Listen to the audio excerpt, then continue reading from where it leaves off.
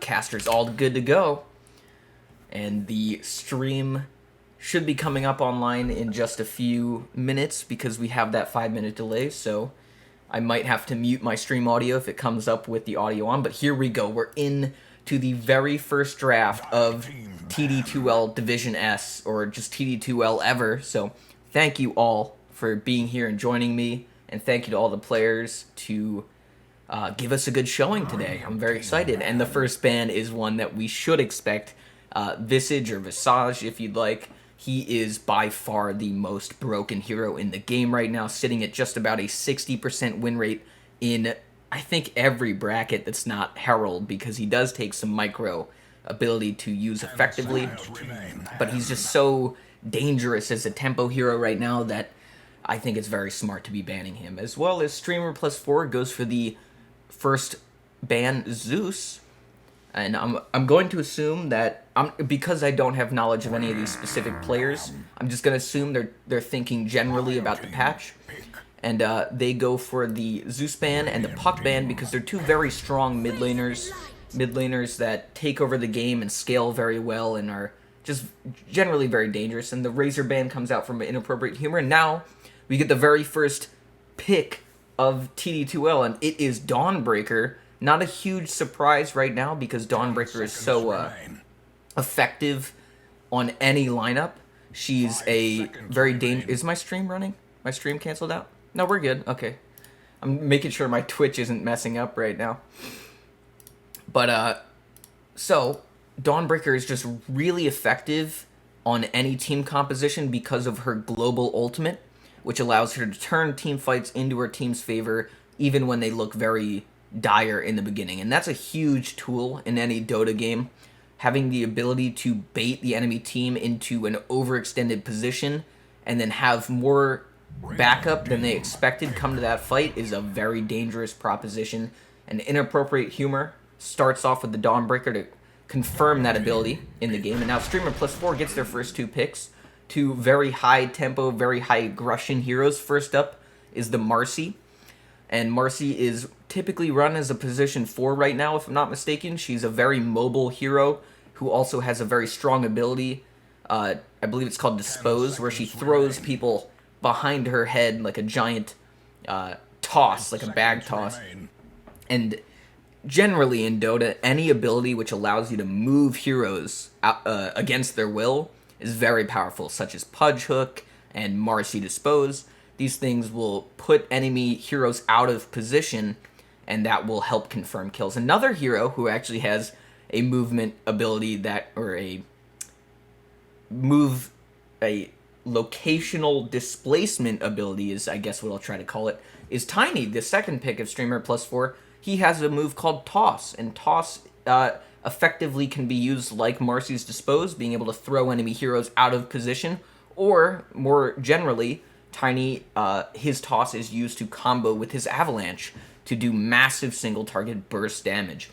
And right now, in this current patch, Tiny's played more as a core pos 1 position usually, because his shard allows him to consistently farm really, really fast. So Tiny is a fantastic pick right now, and Inappropriate Humor goes for another very strong team fight hero in the Mars. And Mars is almost always run as a position 3. He has, of course, his most iconic ability, the Arena, which creates a giant circular wall in an area, and anyone caught inside cannot run outside of the arena without a BKB or spell immunity.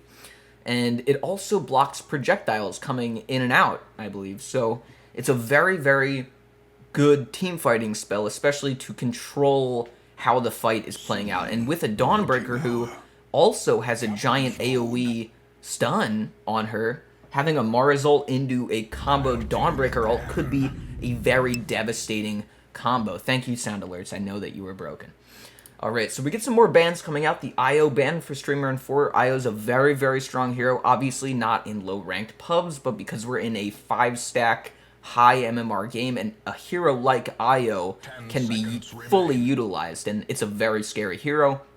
It can potentially give a core way more damage and sustain than they would normally have in a regular lane, so IO is got thrown off the board. Inappropriate Humor is going for the Chaos Knight and Timbersaw bans, both very strong, aggressive heroes.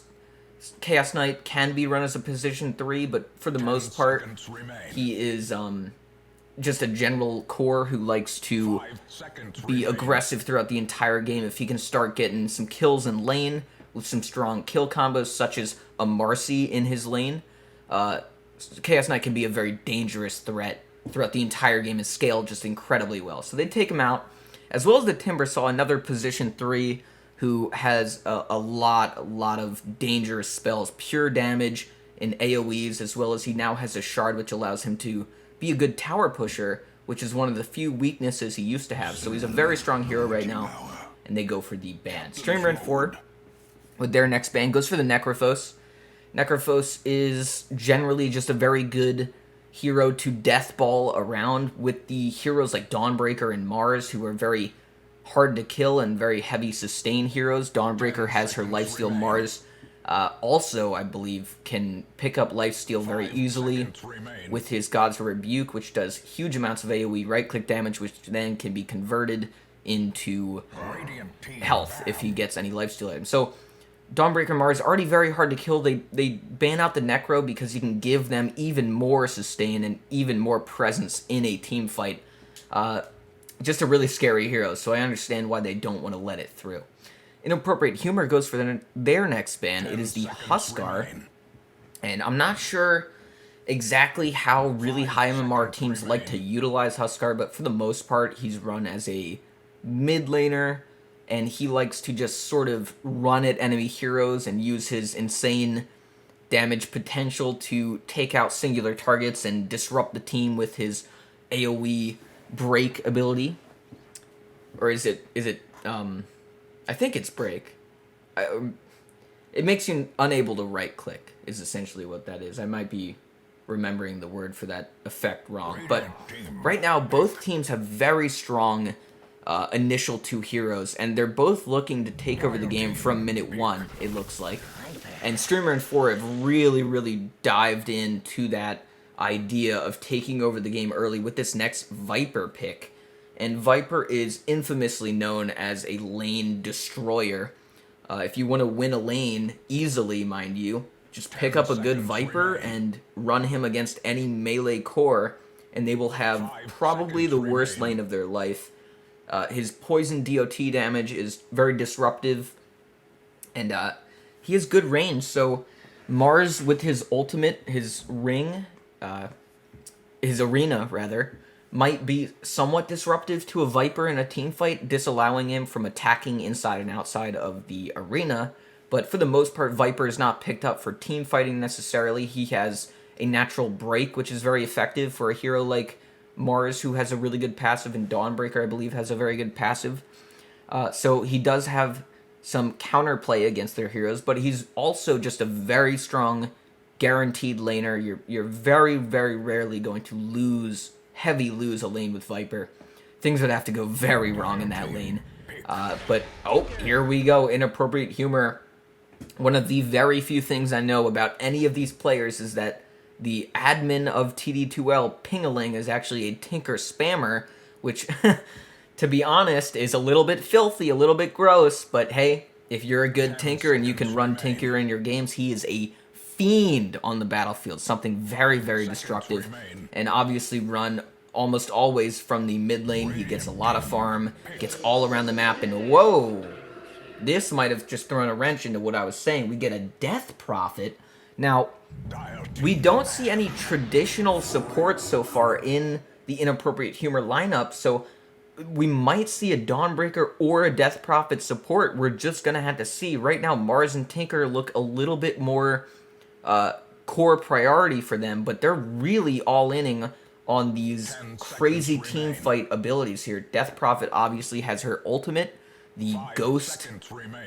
I forget what it's exactly called, but the ghosts that come out of her push towers insanely fast and also are utterly devastating to heroes who cannot run away. So having a Mars on your team and having Death Prophet just run in with her ultimate into the arena where people are trapped is a terrifying prospect for Streamer and 4. But they have picked their 4th hero, and it is the Void Spirit.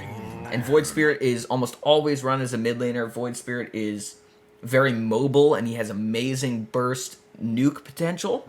So Void Spirit is being very mobile is a potentially good mid laner against heroes like Tinker and Death Prophet, who, well, maybe not Death Prophet, because Death Prophet wants you to be on top of her and let her suck your soul out of your face. But Tinker, on the other hand, is a very elusive hero. He wants to do something, throw all his spells out, blink into the trees, reset his spells with his ultimate, rearm, and then continue to be a pestering annoyance as well as a dangerous threat in the late game. But Void Spirit has a catch ability, and he has mobility on top of his damage.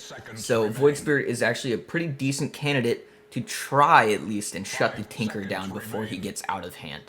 So the final bans are coming out here. We have the Lone Druid ban, a very, very strong position 1 that if let through a draft can be devastating to entire teams. Juggernaut, obviously one of the biggest meta carries right now. A little bit too strong with his innate spell immunity in his spin and his ability to farm very fast and recover in bad situations, so they pull him off the board. And Inappropriate Humor goes for the Bristleback and the Sniper ban. Bristleback is probably the strongest position 1 in the game right now, just because his Aghanim Scepter build after he gets his first initial items like a Vanguard or a Hood of Defiance, he starts to go for the Aghanims. And once he grabs that, his damage from his ultimate becomes almost unbeatable in a certain timing window. He's not the biggest scaler into the late game, but he is utterly devastating in the early to mid game and the mid-ish late game. Oh, we get a final pick for Inappropriate Humor here. The Alchemist on the side of Inappropriate Humor. And this is fascinating because these are really good players. You have to remember that, for the most part, all of these players in this game are highly, highly skilled. And Alchemist is a hero that I'm not sure what they're going to try and do with him, but he's almost always run as a core because of his ability to get a ton of gold really, really fast. And he can be playing a few different builds here. We might just see him in the mid lane or maybe the safe lane core. You know, we've got 2 mid laners in Tinker and Death Prophet, so Alchemist, we're going to have to see where they run him, probably in the safe lane. And the final pick for Streamer and 4 is the Medusa, so they feel like their early game presence is strong enough and they have enough danger in their lanes to make a threat in the early game to give the Medusa, who's a late game terrifying ultra carry, the space and time in the early game to start her farm well and hopefully carry the late game for her team. So both teams have incredibly strong lineups. Streamer plus 4 is way, way more pick-off focused. They have the Tiny, the Marcy, the Void Spirit, and the Viper, all heroes who do a ton of single target damage. Tiny and Void Spirit might be exceptions to that at times because they have AoE damaging abilities, nukes, but for the most part, Inappropriate Humor is focusing much more on their team fighting ability, and their Dawnbreaker is sort of securing them the ability to counter-initiate really hard. So it looks like Streamer and 4 are going to be fighting a bit of an uphill battle this game, but let's quickly go over the heroes and who's playing them. We have Nikki Asya on the Marcy. We have... Are their names changing? What's happening? Algorithm... I'm not going to say that on Tiny. Temple's Double on Viper, Gabriel on Void Spirit, and Adorable Eyes on the Medusa for Streamer and 4. And in the bottom... Okay, it's gone. Well, we'll read them off in a second. But I am so excited for this, guys. Thank you for joining me. I cannot wait to see this game. By the draft, this looks like Inappropriate Humor might have a bit of a stronger draft. And if they do get going from the beginning of the game well, if they have a good early game, it's going to be very difficult for Streamer and 4 to have a very good game. So let's take a look at the last System Denies to start off, like a good caster would do. And here we go. So the mid laner, I think... Oh, right, I need to read off these guys.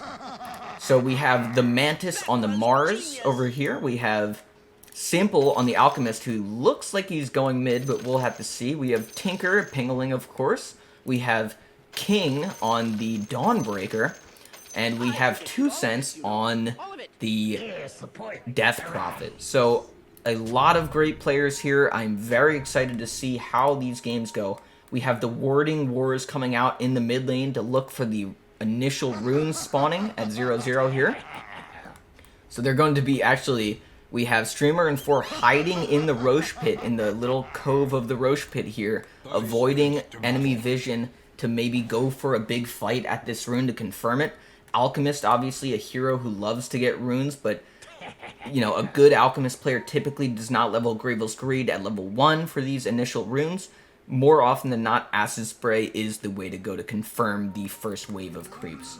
So, oh, it looks like Streamer and 4 are making their very first big play of the game. They're running up to the bounty rune in the top jungle of Dire, and Mars sees the danger and nopes out of there very safely. And at a certain point, you have to consider the win-gain of any scenario, and Mars understands that it's not worth it to lose a bunch of health in the beginning of the game for a single rune. So Mars is actually coming to block. Is this a Mars position 1?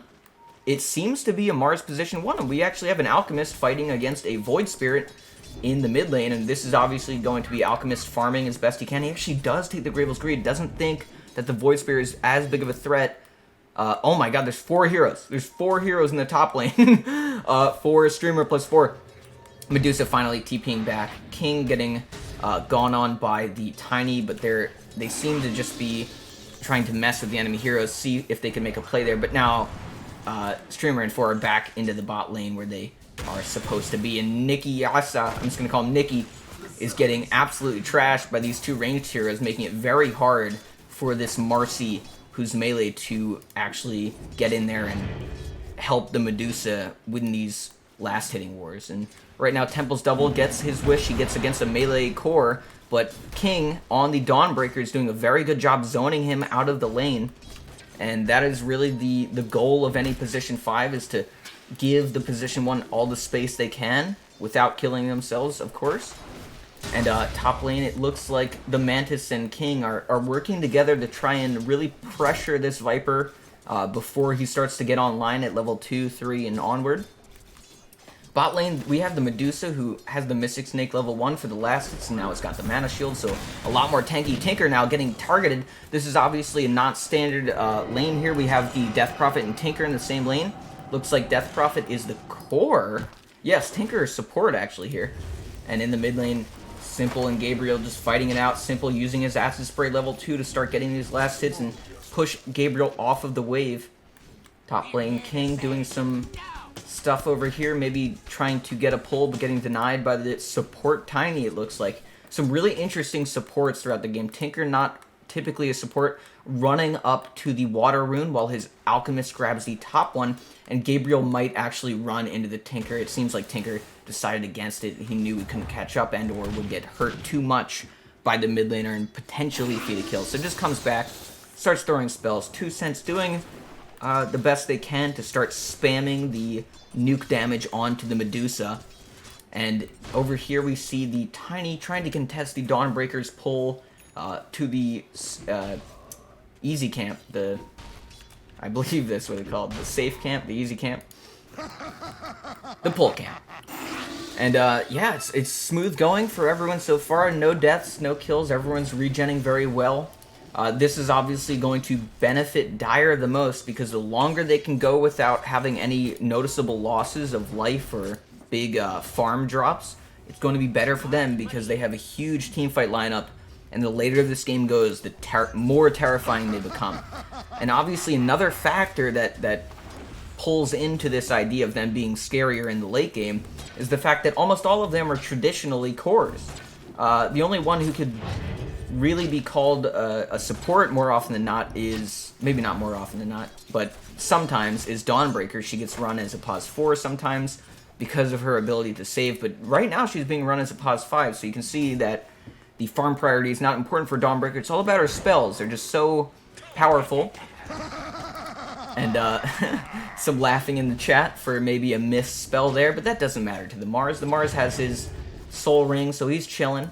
As you can see, he's got his soul ring here, saving up. He's got some items coming. We'll check what that is. Just some boots, standard stuff here, simple. Dodging the nuke damage of Gabriel, who's putting in some work mid lane, making sure to get all the last hits he can. The Alchemist obviously does not have as many innate spells to help him farm like the Void Spirit does, but he's doing alright right now. You know, he'll start picking up, and each of his last hits is obviously more beneficial to him farm-wise than everyone else because of his Gravel's Greed. In the top lane double. Oh, we actually get a kill on the Mantis. Missed the beginning of the engagement here, but King is trying to find a turnaround kill onto Temple's double, but the slow and the damage from Tiny, King is actually dead. A double kill here from Streamer 4 in the off lane. Temple and Tiny, I'm just going to say, have done a fantastic job. They get the Mars and the Dawnbreaker. And this is the strength of the Viper in the lane that we were talking about. And I'm assuming Tiny wrapped around the trees to get the Mars low health right now. And we ran into a pause right now. Not sure exactly why. Medusa may be having a bit of issues with internet or something. Okay, they're ready. There's always something to happen. You know, pause in Dota games are very nice. People, obviously, in 5-stack games are going to be very cordial about it. And right now, a big question is on the mid laner here, Alchemist. Simple. We know that Gabriel is playing Void Spirit, and he's already doing very well, top of the last hits. And that will allow him to have a really good game here. But actually, Streamer and 4 are super low in the bot lane here. Obviously, Adorbalize doesn't want to run back home at all. That would disrupt his farm rate.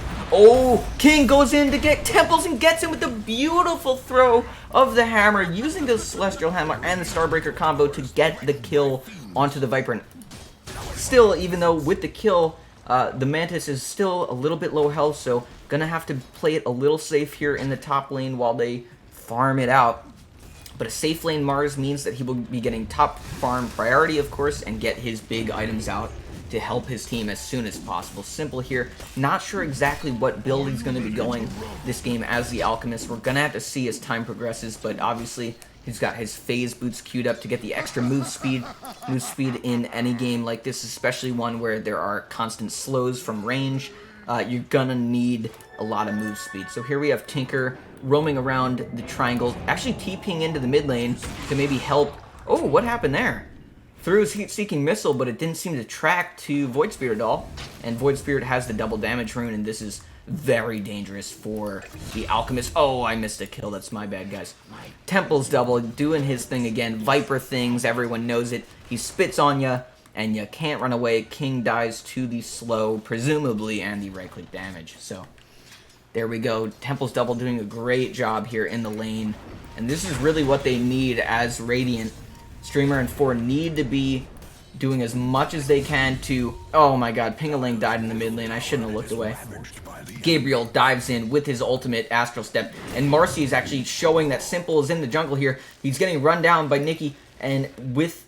Oh, just so close to getting engaged on there. Luckily, Gabriel is a little bit farther away with a little bit less mana than he needs to really engage on this, but Nikki is just making sure that Alchemist is pressured in his own jungle here. Gabriel walking up to Simple. Simple now getting engaged on. He's throwing the stun out. He's timing it out. He actually gets it off. Nikki disposes just a little bit early. Doesn't guarantee that Alchemist stuns himself. And oh my god, King yet again run down by the Viper and the Tiny. They're such an amazing kill lane. They're so dangerous. Oh my god. Tiny, whoa! Did you see that? Tiny threw the Viper at the Mantis on the Mars to get on top of him and ult him, but Mars actually speared him to a tree, but it didn't end up mattering, and Temple's double just Chad walks in as the Flying Cucumber and gets the kill with his ultimate. That was a fascinating little play there with a lot of interactions there, and oh my god, Deuce Pingaling getting jumped on. Marcy actually falls. Nikki dies immediately to the damage, but Pingaling does fall as well to Gabriel's damage. And now 2 Cents running Gabriel down. Gabriel not enough mana to run away, and great job by 2 Cents to clean that engagement up and make sure that the enemy mid laner does not get out alive for free. And 2 Cents, now being a good player, knows that his exorcism is incredibly important to push. And you can see here the tower damage is immense. The Ghost auto-target the tower, but here we go. Marcy comes in, dispose onto the Alchemist. He gets thrown up in the air. Not enough damage, though. Right now, he doesn't have ultimate, so he's not safe just yet, but not enough damage there, and 2 Cents his ultimate finally ends, and that's some decent tower damage on the mid lane. Obviously, this meta is very fight-heavy and engagement-focused. Oh, there we go. God King getting engaged on by Nikki, but he actually throws himself away with the Celestial Hammer, but now he's re-engaging onto the Marcy, and now he's having to choose to run away. Gabriel actually doing an amazing job and gets the kill with the slow of the Astral Step. Pingling tried his best to help disengage there, but sometimes he just can't get out, and Gabriel having his extra mobility spells is a very, very big danger to anyone within his kill range, which is quite large with mobility. So Pingling here, very poor for a regular Tinker, but still very damaging. He has 2 points into his rockets, and now 2 Cents gets exactly what he wants. He's chasing down Nikki on the Marcy, and beautiful play by Death Barb. But now, ooh, Tinker getting engaged on. Look at the nuke damage. Oh, yeah, and Tiny comes in just to absolutely confirm that. Chip Vest picked up by the Alchemist. He has a choice between the Vest and the Broom Handle, just holding on to them, seeing what he wants. The Mantis, I'm sure, would very much appreciate one of those. Sending out his Spear of Mars just to confirm last hits where he can, because if he walks up to this creep wave, he's going to be devastated by this level 4 poison attack here. And also, if you try to fight back, Corrosive Skin, very scary as well. So, oh, Viper looking to take the very first tower of the game. He did such an amazing job on the top lane here in the off lane, but then, ooh, great job by the Mantis on Mars to get the tower deny some of that gold from the enemy team. And really good job by Viper to pressure the lane like a good Viper should, and you can see the level disparity between them is quite high. A little bit over a single level for the Viper in the Viper's favor. And here we have Simple back to the top of the net worth, or last hits at least, and that will translate to net worth very well for him. So we're actually gonna check that net worth graph instead now. 10 minutes, you know, we'll switch it up. Here we have Marcy running up to the high ground, and the triangle gets spotted out by this Observer Ward, but she actually has vision of her own. Oh, there's an enemy. Oh, she put a sentry to block this ancient camp, and that actually was very effective. Now Gabriel dodging that rocket flare right there, the rocket from the Tinker, and oh, here we go, Nikki getting engaged on by King and Pingling. Here we go, Nikki jumps out, and this is the counter initiation here from the Radiant team. They're trying to go in, but now Gabriel super low on the Void Spirit, has to jump away, and both teams commit a few spells there. Not anything huge, but nothing is gained from it. Obviously, Marcy super low, has to run on home. But this is all great for the Dire team, because obviously Alchemist having a ball on his own, just farming some creep camps, doing his thing. He's got his Radiance queued up, so we start to see the direction of the Alchemist build in this game. You know, I'm not sure if he's going to be prioritizing any Aghanim Scepters this game, but for the most part, his job is just to get big and start getting his farm game going, because the faster he gets his items, the faster he can continue to get bigger items. And right now, Alchemist's whole game is just continue to accelerate, and he's happy. Very, very happy to chill in the jungle. Right now, he's just going to aggro this creep, run it out of the spawn box to get the little stack going on, as you will see here. And he's going to keep farming. Now, Simple getting seen by the enemy Tiny, who's roaming into the jungle. But 2 Cents actually going in on the mid lane. Viper desperately throws out his ultimate, and it might actually end up killing. But for the most part, Dire has just ripped through 2 heroes, Tiny and Viper, getting demolished before their team can come help them defend. So now the mid tower in jeopardy of being pushed in this dire onslaught. Gabriel sticking around, just farming camps while he can. The double damage on the Mars, very scary. The Spear of Mars goes out, but a beautiful dodge from Gabriel, really using his mobility spells to beautiful effect. But now King slowing Nikki. Nikki throws him in the middle of that animation. A beautiful play by Nikki to actually avoid death there. And oh, the Spear of Mars just barely whiffed by the Mantis. That's a tough range, but now the Mantis may have overextended. Gabriel showing the damage, showing the nuke. Here comes King with the disengage, and now Mars jumps in to get the counter damage.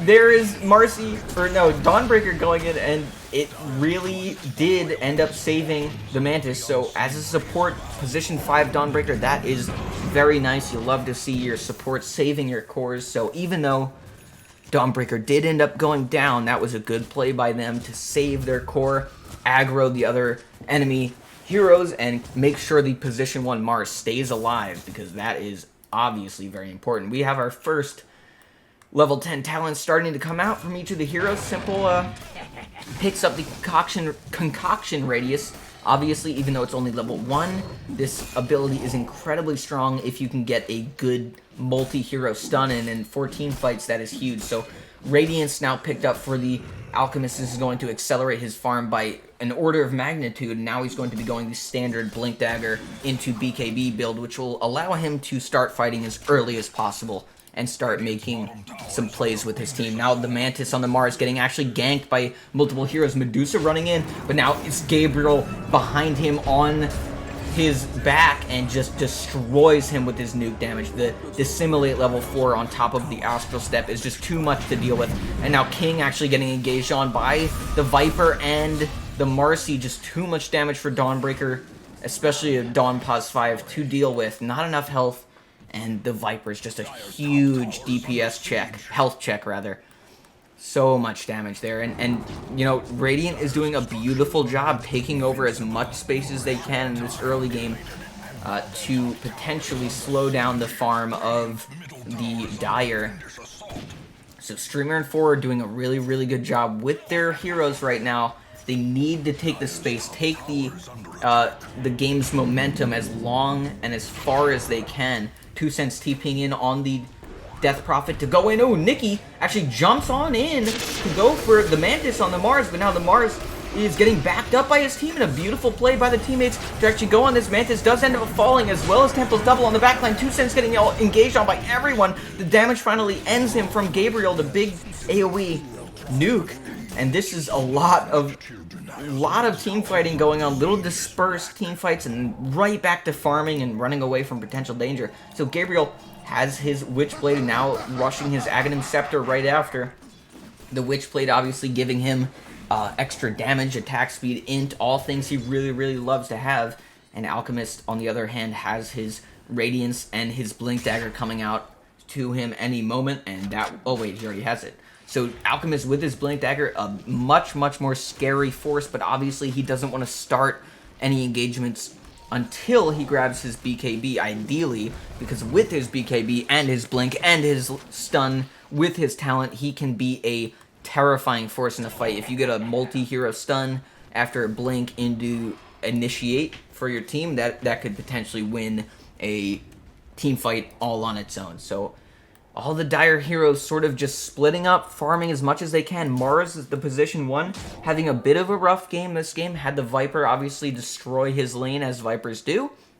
And he's going to be trying to recover from that as fast as possible. Completely skipping any mobility items, just going straight... oh, big damage here from the Tiny, actually throwing the Dawnbreaker up into the air, but obviously not enough to get the kill. And as I was saying, Mars is just rushing the BKB because it feels like Dire really just needs their BKBs online on their cores to make sure that they can really get their spells off in these fights and fight unobstructed is what it's really for. And Death Prophet over here, the position 3, has the Kaya for the spell amp. Now it's going to be amping all of her damage for the most part. Pingaling dies. Oh my god, I wasn't looking at the Dire Triangle, which is where Pingaling gets ganked by 3 heroes. Obviously, Void Spirit is such a terrifying presence on the map because of his mobility and his nuke damage so early into the game. And now we see Tiny and Viper rotating onto the enemy Alchemist in a beautiful blink from Simple to disengage there. Make sure he doesn't get caught up in any pesky engagements before he gets his BKB. Just runs away. Super Chad moment. Just blinks out. Absolutely fantastic reaction time. And here we go. It looks like the Dire is looking at the Radiant pushing mid lane, and they don't want any part of this. The tower does end up going down. The Radiant gets the credit for it as well. And now King going in on Nikki on the Marcy. Marcy actually jumps away. A beautiful disengage there, but now Mars gets the huge ultimate. And Gabriel stuck in there. And there it is, the buyback from King. I think... Did King buyback? I'm not sure. But the ultimate comes out and actually confirms the kill onto Gabriel. Now, Radiant is fighting without their mid laner. And this is exactly what Dire wants. And this is the... oh boy, this is the momentum shift that Dire was looking for. For Streamer plus 4 were dreading this moment. They really couldn't handle the pressure of this team right now. But Nikki jumping in doesn't know that the damage is there. You can't jump into someone who has her exorcism. And now the ghosts come out and heal her almost back to full HP. That's got to feel bad for Marcy.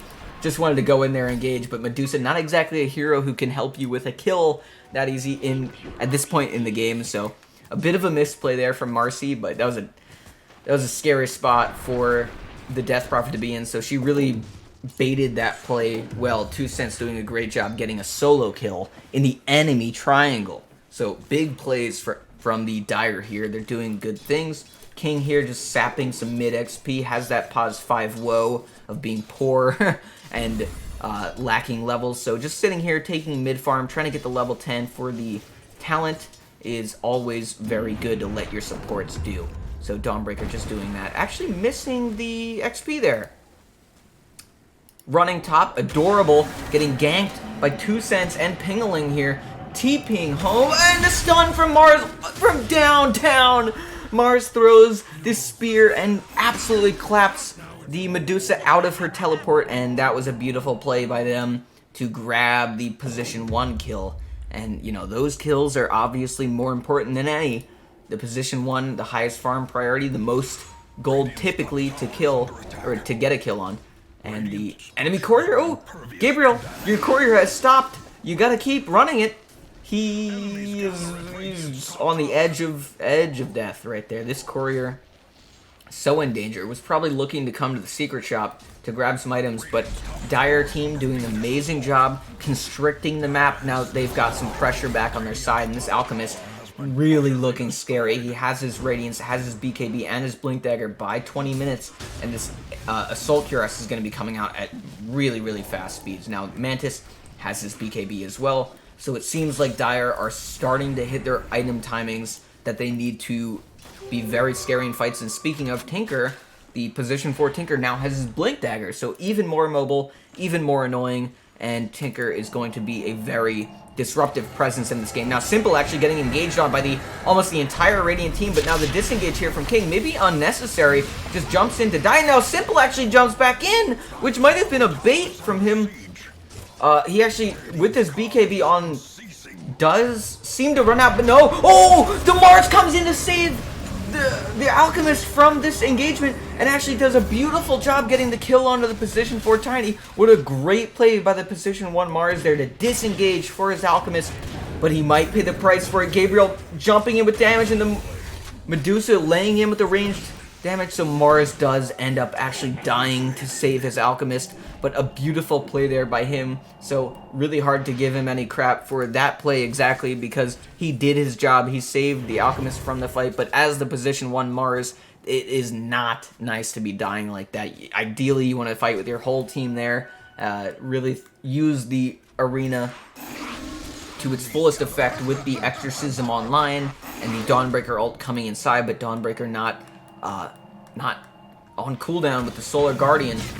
So here we go.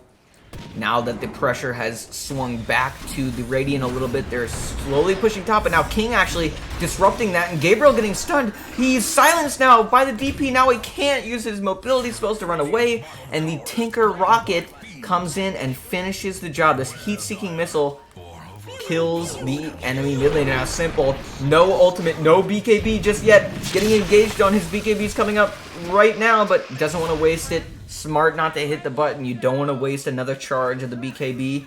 Confirmed dead, so Simple accepts his inevitable death and dies in the bot lane.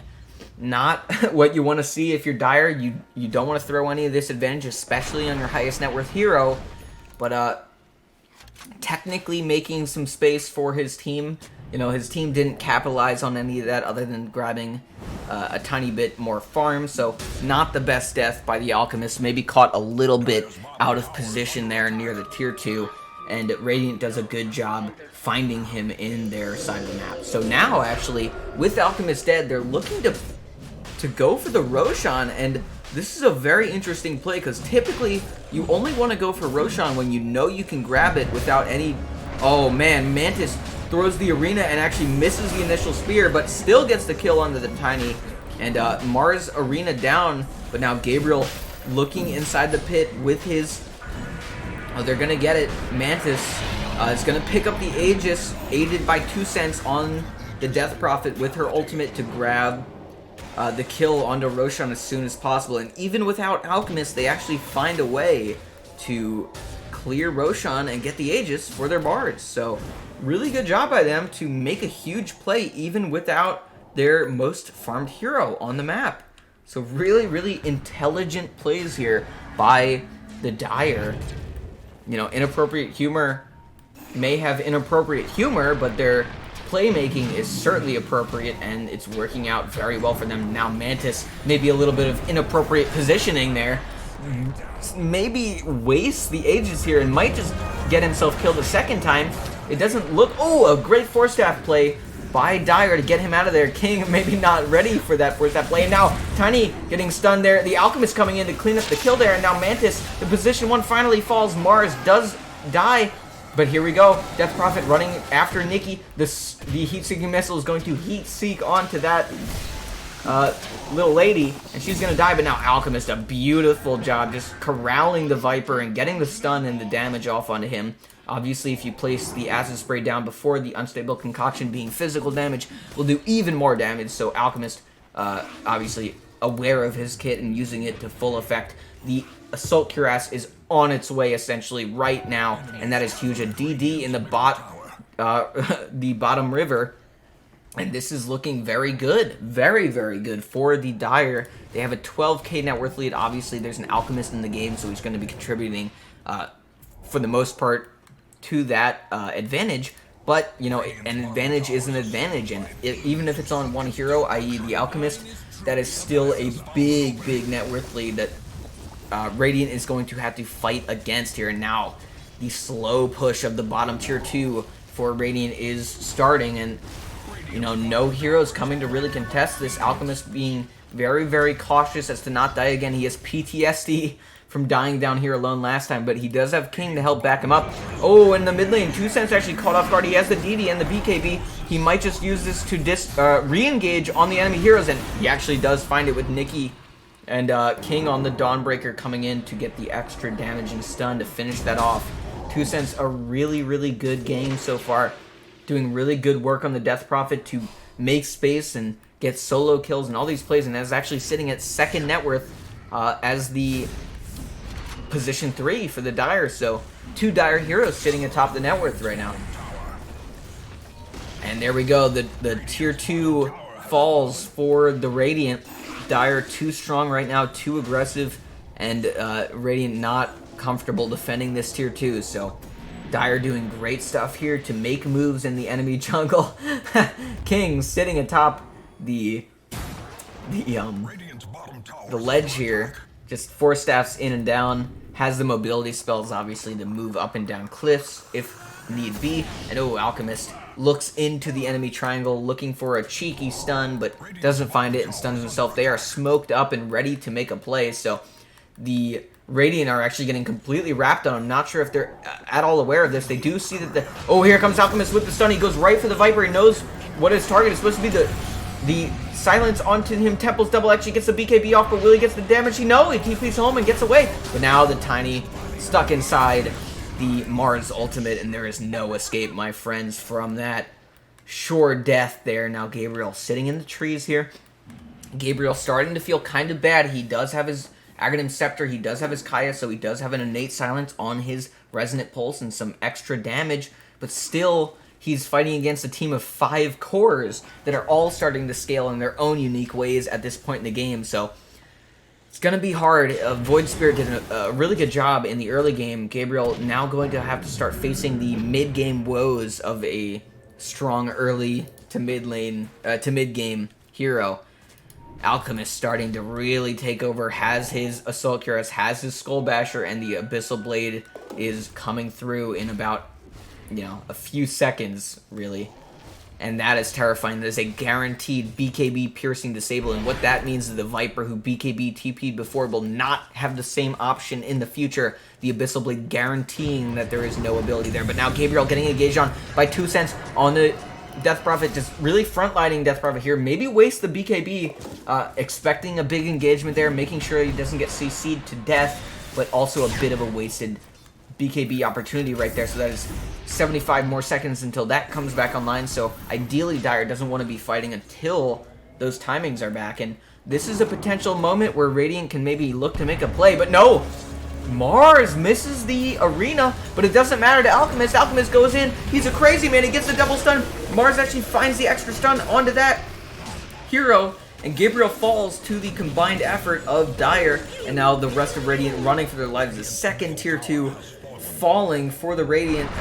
Dire is doing a fantastic job pushing and extending their lead. It's up to 19k net worth lead, and this Dire draft is really showing its chops right now. A beautiful throwback by the Tiny here. The Mantis is actually looking very, very much in trouble, and a beautiful job by Tiny. Great job to blink in, get the toss back onto the position 1, and confirm a kill. You know, they're not out of the game yet. It might look very dire, pun intended, but no, I mean, they still have a Medusa. They have a lot of pick-off potential, and speaking of pick-off potential, 2 Cents caught out by the Tiny with his Blink Dagger, and 4 heroes surrounding the Death Prophet. It's going to be tough, but actually, Dawnbreaker comes in to disengage the ultimate onto the Dawnbreaker. She's using all her mobility to get away.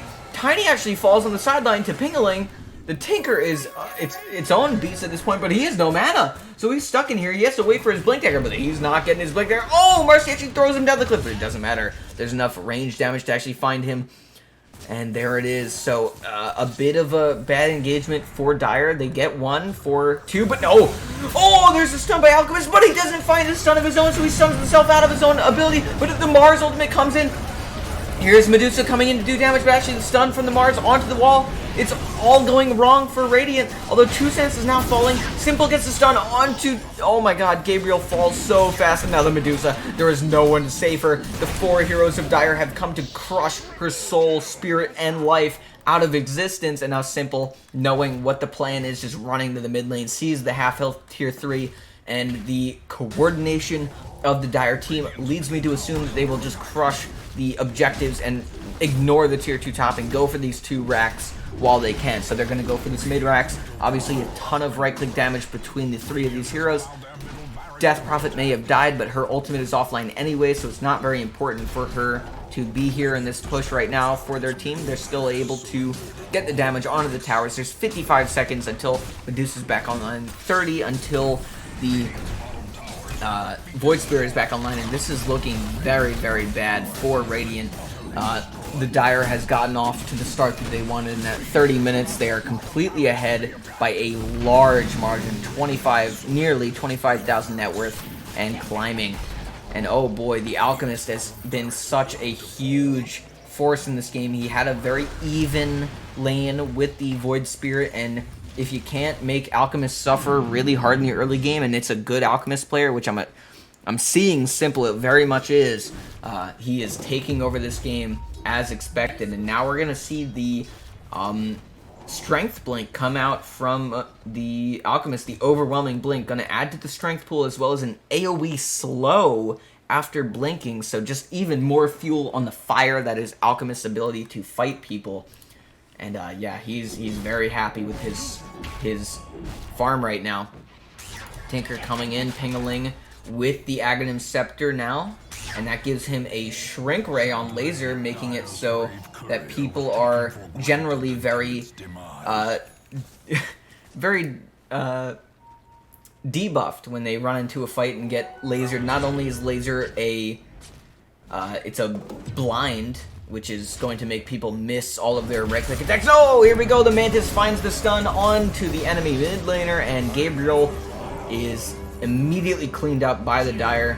You know, Mars doing his job very well. It finds the stun, and that is a confirmed kill almost always if you have friendly heroes nearby. And with the Blink Dagger, that is a very, very scary thing to be going up against.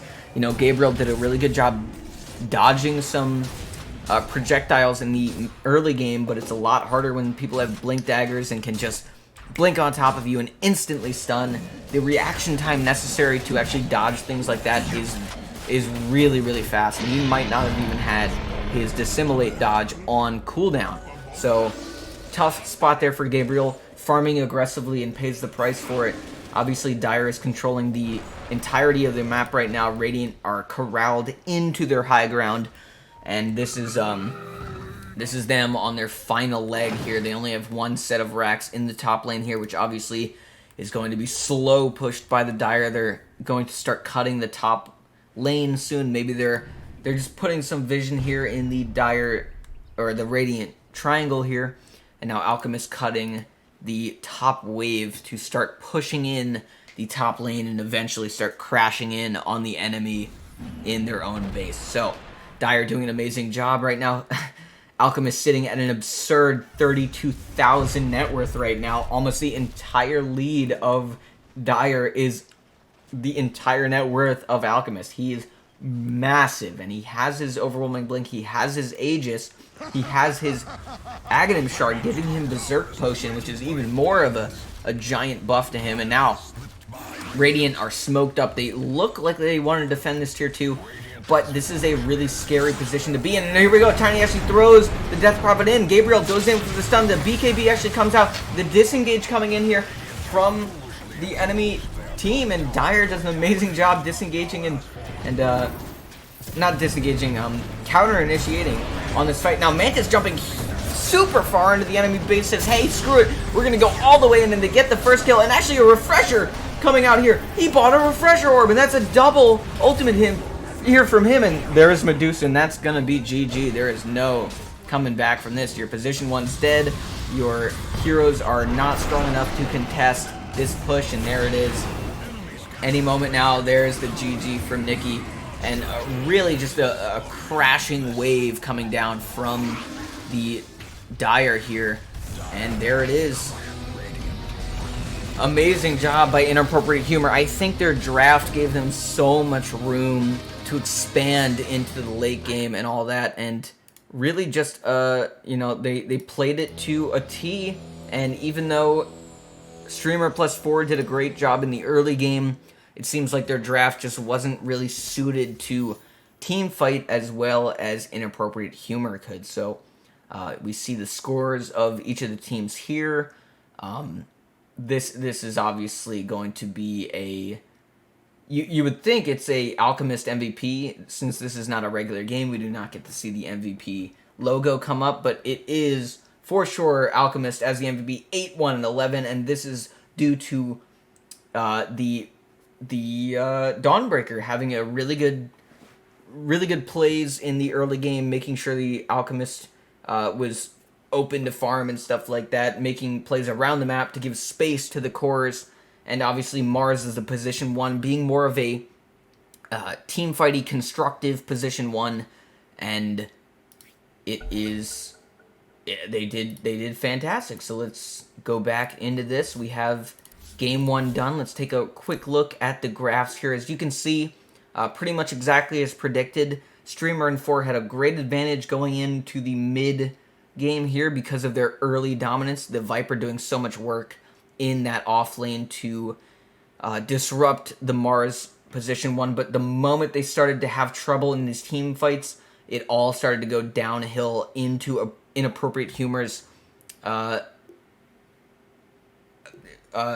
advantage here, and that is simply because of all their heroes being so unbelievably strong in the late game. So a great job by Inappropriate Humor to draft well and play their part in the game to get themselves into the later game without dying too many times. They basically played around Streamer+4's lineup perfectly, so that's why they had such a good time in this game. Thank you, Sound Alerts. I know that you're offline. You don't need to tell me that. But there we go. So that was Game 1 of Streamer+4 versus Inappropriate Humor. Inappropriate Humor takes it at 35 minutes, 33-23. And, yeah, they're looking super strong. So, in just a few moments, we'll be getting back into game number 2. It's a best of 3, I believe. So if Inappropriate Humor wins game number 2, that will be a 2-0 in their favor. But if Streamer+4 gets a win in the next game, I believe we will be going to a game 3. That's some really impressive stats here from some of the players. The Alchemist, obviously, did so much work that game. You know, I'm almost guaranteeing a ban of an Alchemist here. But any of these heroes that Inappropriate Humor played last game, I would consider banning if I was Streamer+4.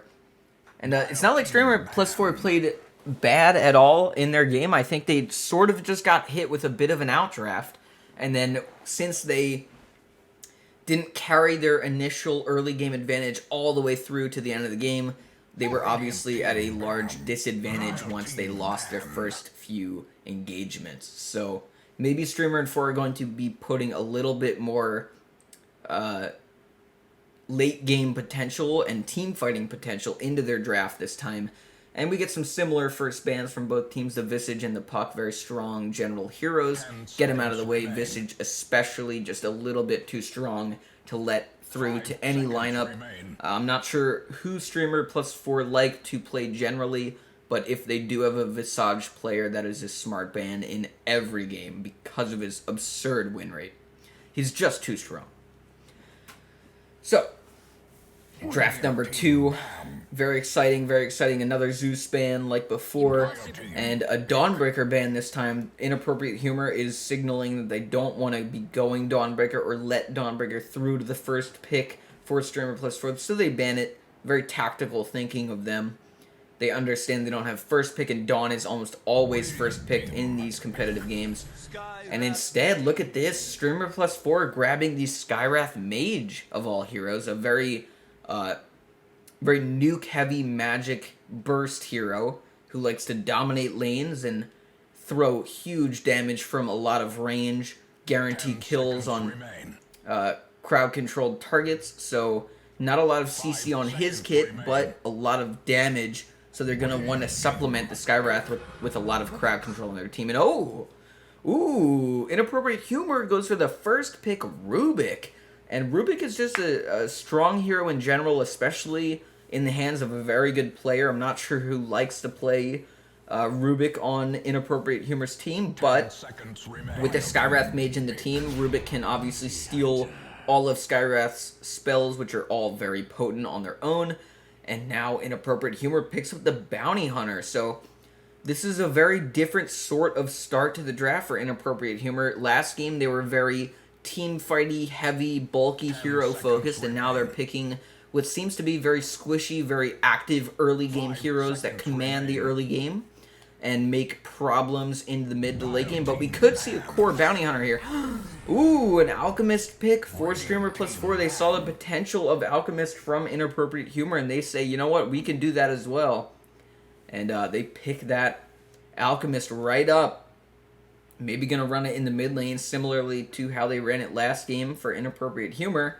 And we're going to see if Streamer plus 4 can make it work just as well. I think Inappropriate Humor sort of had a bit of a perfect draft for an Alchemist, to be honest. They had heroes that created so much space in the side lanes that Alchemist had a great time farming. And we're going to have to see if Streamer plus 4 can sort of uphold that sort of same style where they put a lot of pressure on the side lanes to give their Alchemist the space he needs to farm and get online with that Blink BKB on top of what normally is a Radiance Rush. But I'm very interested to see where this Bounty Hunter is going to be going, because typically he's run as a, support. In the olden days, he was run as a position 4 almost exclusively. And nowadays, he has a lot of carry potential. I've been seeing him run mid lane by Topson and sometimes off lane by other players, and he just has a lot of potential now with his Aghanim Scepter build, which allows his Janata to activate on his Shuriken move, which with his ultimate tracking all the enemy heroes on the team can be a huge nuke potential from the Bounty Hunters. So we're going to have to see where they run this bounty to really know the type of Bounty Hunter we're going to be seeing in the game. But right now they picked him early into the draft, which means he's going to be a flex pick in a sense. Sort of the Inappropriate Humor draft is going to work around the Bounty Hunter, and we're going to see if they pick some more supports to give Bounty Hunter the core position, or if they pick cores and delegate Bounty Hunter to the support realm. But Rubik is in a similar position. He can also technically be run as a core, more often than not a mid laner if he's going core, but he's more often than not run as a support. So we're going to have to see where they run these two heroes. It's very interesting to see where in the draft these heroes will fall into place. And right now, a lot of standard bans coming out. This time, Inappropriate Humor goes for the Void Spirit ban because they ran into some early trouble with the enemy Void Spirit last game, so just being safe and banning that out. And here we go.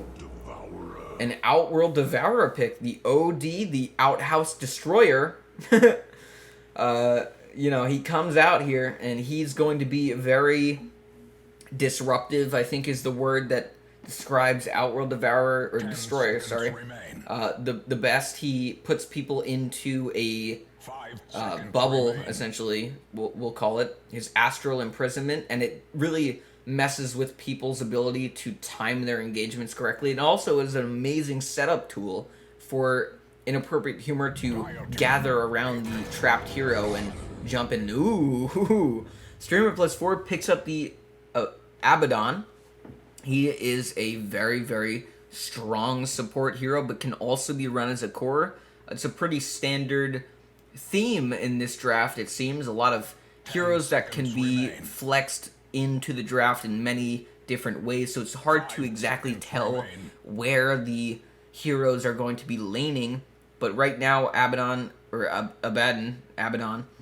looks like he's going to be a support for the most part. We'll have to see. Here we go. Streamer plus 4 adds the Tidehunter to their draft, and Tidehunter, maybe Streamer plus 4 feels like they were lacking in the teamfight department last game, and is now looking to flesh out their team fight with the Tidehunter, who obviously has one of the best team fighting tools in the game. His Ultimate Ravage, which is a massive AoE stun. And in general, Tidehunter just a very, very strong offlaner who generally doesn't have much trouble sustaining in lane and creating problems for enemy laners. So Tidehunter here, rounding out some of the team fighting potential. Abaddon obviously being a very good counter initiator and whatnot. Alchemist and Skywrath Mage, just a lot of damage potential. So maybe looking for Streamer plus 4 to get some more instant target disable. Alchemist does have his own stun, but you're going to want a little bit more than that. And Undying picked up for Inappropriate Humor. Undying, yet another hero for Inappropriate Humor. That can be flex core or support. Undying, a very, very effective support because of his strong natural spells, but also a very scary core if run in the position 3 role.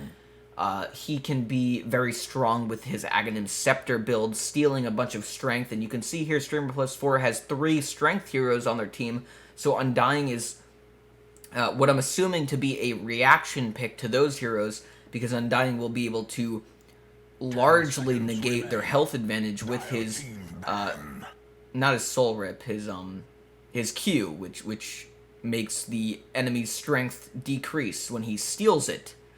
I need to remember. I'll look it up in game what it's called, but yeah, his Undying is a counter strength hero, and we're gonna have to see if he's run as a support or a core. Both would be very effective this game, it seems. Yeah, just a really strong general pick, and Inappropriate Humor looks to be having a very strong draft right now. Streamer plus 4 also has a lot of potential on their side, but the final bans coming out here, some mid laners and some safe laners for Streamer plus 4. You know, they're looking at what the enemy draft would need, and they are banning accordingly. Streamer plus 4 with the Lifestealer and the Juggernaut ban to position 1 heroes with innate spell immunity, which is very disruptive to team fights, so they just go ahead and ban it out. Inappropriate Humor bans the Lina and the Quap, some of the strongest mid laners in the game right now, and now we wait for the final pick of both teams. 10 seconds remain. 5 seconds remain. What will it be? We're into overtime now. Streamer plus 4 has 1 minute and 30 seconds to decide what their final pick is going to be here. It's always a good idea to fully deliberate with your team. Try and figure out what the best strategy is going to be here. With 4 heroes locked into a draft, you sort of have your team mostly defined, but the 5th pick in a team is always what solidifies it as what it is.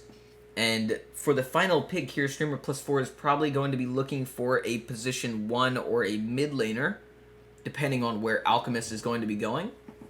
And on that note, you know, they have a very aggressive team that is going to look to make plays in the mid game with with their spells. And, you know, I think Streamer Plus 4 needs to pick some type of hero that supplies crowd control for one, scaling for two, because you need to have some good scaling. So I think Chaos Knight has come through the banning phase, and he could potentially be a very good hero for that. But no, they go for the Ember Spirit, which is another core position that scales very well. So check on that. And he also has crowd control with his root, so another checkbox there. So Ember Spirit, I think it's a very good pick here. Although Alchemist and Ember Spirit in the same game is a bit worrying, because typically both of those heroes are very greedy type of cores, which want as much farm as they can possibly get from the map. So Ember Spirit and Alchemist might be contesting a little bit with the farm here, but they are both very strong heroes, and Ember Spirit obviously helps with the team fighting ability and the catch-up ability of Streamer Plus 4 as a team. So looking like a strong draft here. I would say stronger than their previous draft, definitely in terms of fighting and team fighting. Now they have multiple team fighting spells and some counter initiation with the Abaddon, and Ember Spirit running around the fight, throwing damage and crowd control here and there, and picking off the backline with heroes such as Rubik and Bounty Hunter being very squishy and able to be jumped on. So Ember Spirit, with his mobility, is looking to get in there. Obviously, you don't want to pick another strength hero because Undying is in the game, but here we go. Oh! Inappropriate Humor picks up the Pudge, and wow. Okay, Pudge for Inappropriate Humor, and they sort of are looking very dangerous as a pick-off lineup. You know, every single one of Inappropriate Humor's heroes are, you know, they excel at pick-off potential. Everyone except Undying, basically, is a terrifying force to be caught in, you know, in a bad location. But Streamer Plus 4 have a very strong lineup as well. Both teams scale very strongly into the mid and late game. And this is a really hard draft to pick who's going to win. But Inappropriate Humor has a lot of really simple, like, consistent setups for their kills, whereas Streamer Plus 4 is going to have to work a little bit harder to find their setups, whereas, like, OD, guaranteed setup, Rubik, guaranteed setup, Pudge, not guaranteed, but if he gets a hook, that's almost a guaranteed kill. So Inappropriate Humor has a lot of potential to start the game off strong and begin wearing down on Streamer Plus 4 in the early to mid game, and we're just going to have to see how this game goes. I'm super excited. This is less of a defined draft advantage here for Inappropriate Humor. So it's going to come down to which team really puts on the pressure in the early to mid game and comes out with the advantage. Alchemist, maybe not as good of a game for Alchemist this game as last game, but we're going to have to see how the farm goes for him. And, yeah, I think Gabriel is going to go mid lane with this Ember Spirit, meaning that the Alchemist is actually going to be ran as the position 1. So he'll be going up against what looks to be a Rubik and a Bounty Hunter. We're going to see who on the Radiant team is going to be the position 5. It seems like it will be Undying, but it really could be any of them. Oh, yeah, it looks like Bounty Hunter is going core.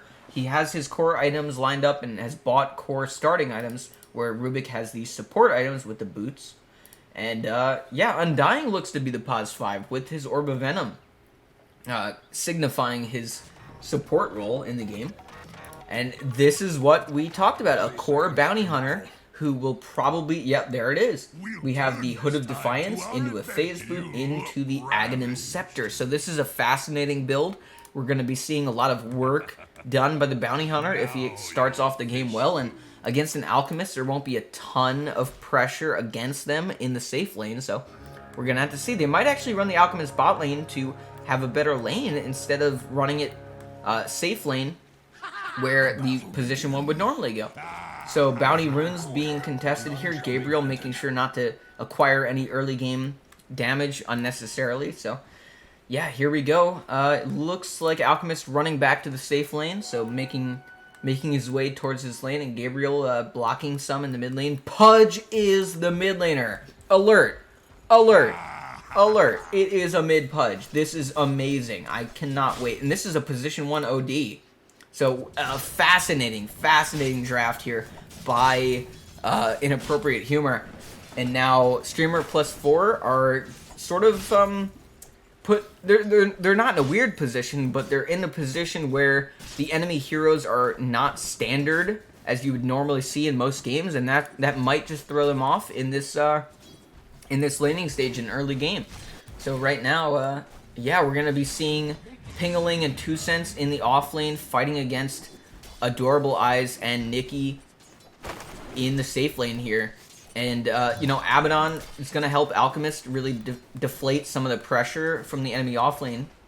And similar stuff here, Undying is going to work to help the OD stay in the advantage in this lane here. OD doing a great job already last hitting. Simple with his Flesh Heap, and Rot is just going to be using his Rot to confirm as many last hits as possible. Pudge actually with so much base damage. Oh, I got to check the net worth. Make sure not to get... Yeah, let's just do... last hits and denies here. So there we go. There we go. Okay. Alchemist just doing his thing, farming. Not a ton of crazy stuff going to be happening in this early game. Maybe the bot lane looks to be one of the kill lanes where most of the action will be happening. But mid lane also very interesting. A traditional mid in the Ember Spirit versus a non-traditional mid in the Pudge.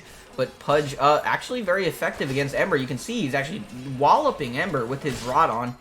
Doing a really good job pressuring him and making plays. Oh, what happened? It was bot lane. Bot lane.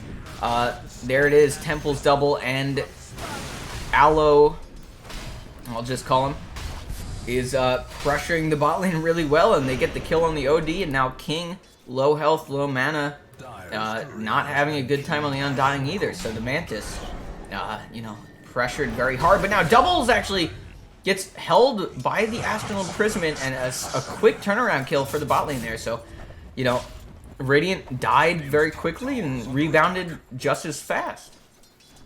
And you hate to see it if you're on the Dire right now. You get a good early first blood, and then it's rebounded right back onto you. So, Tidehunter got to be kicking himself sitting that far up with that low health, but, you know, mistakes are made by all players of all ranges of skills, so you can't expect everyone to play well. And Adorable Eyes all chatting miss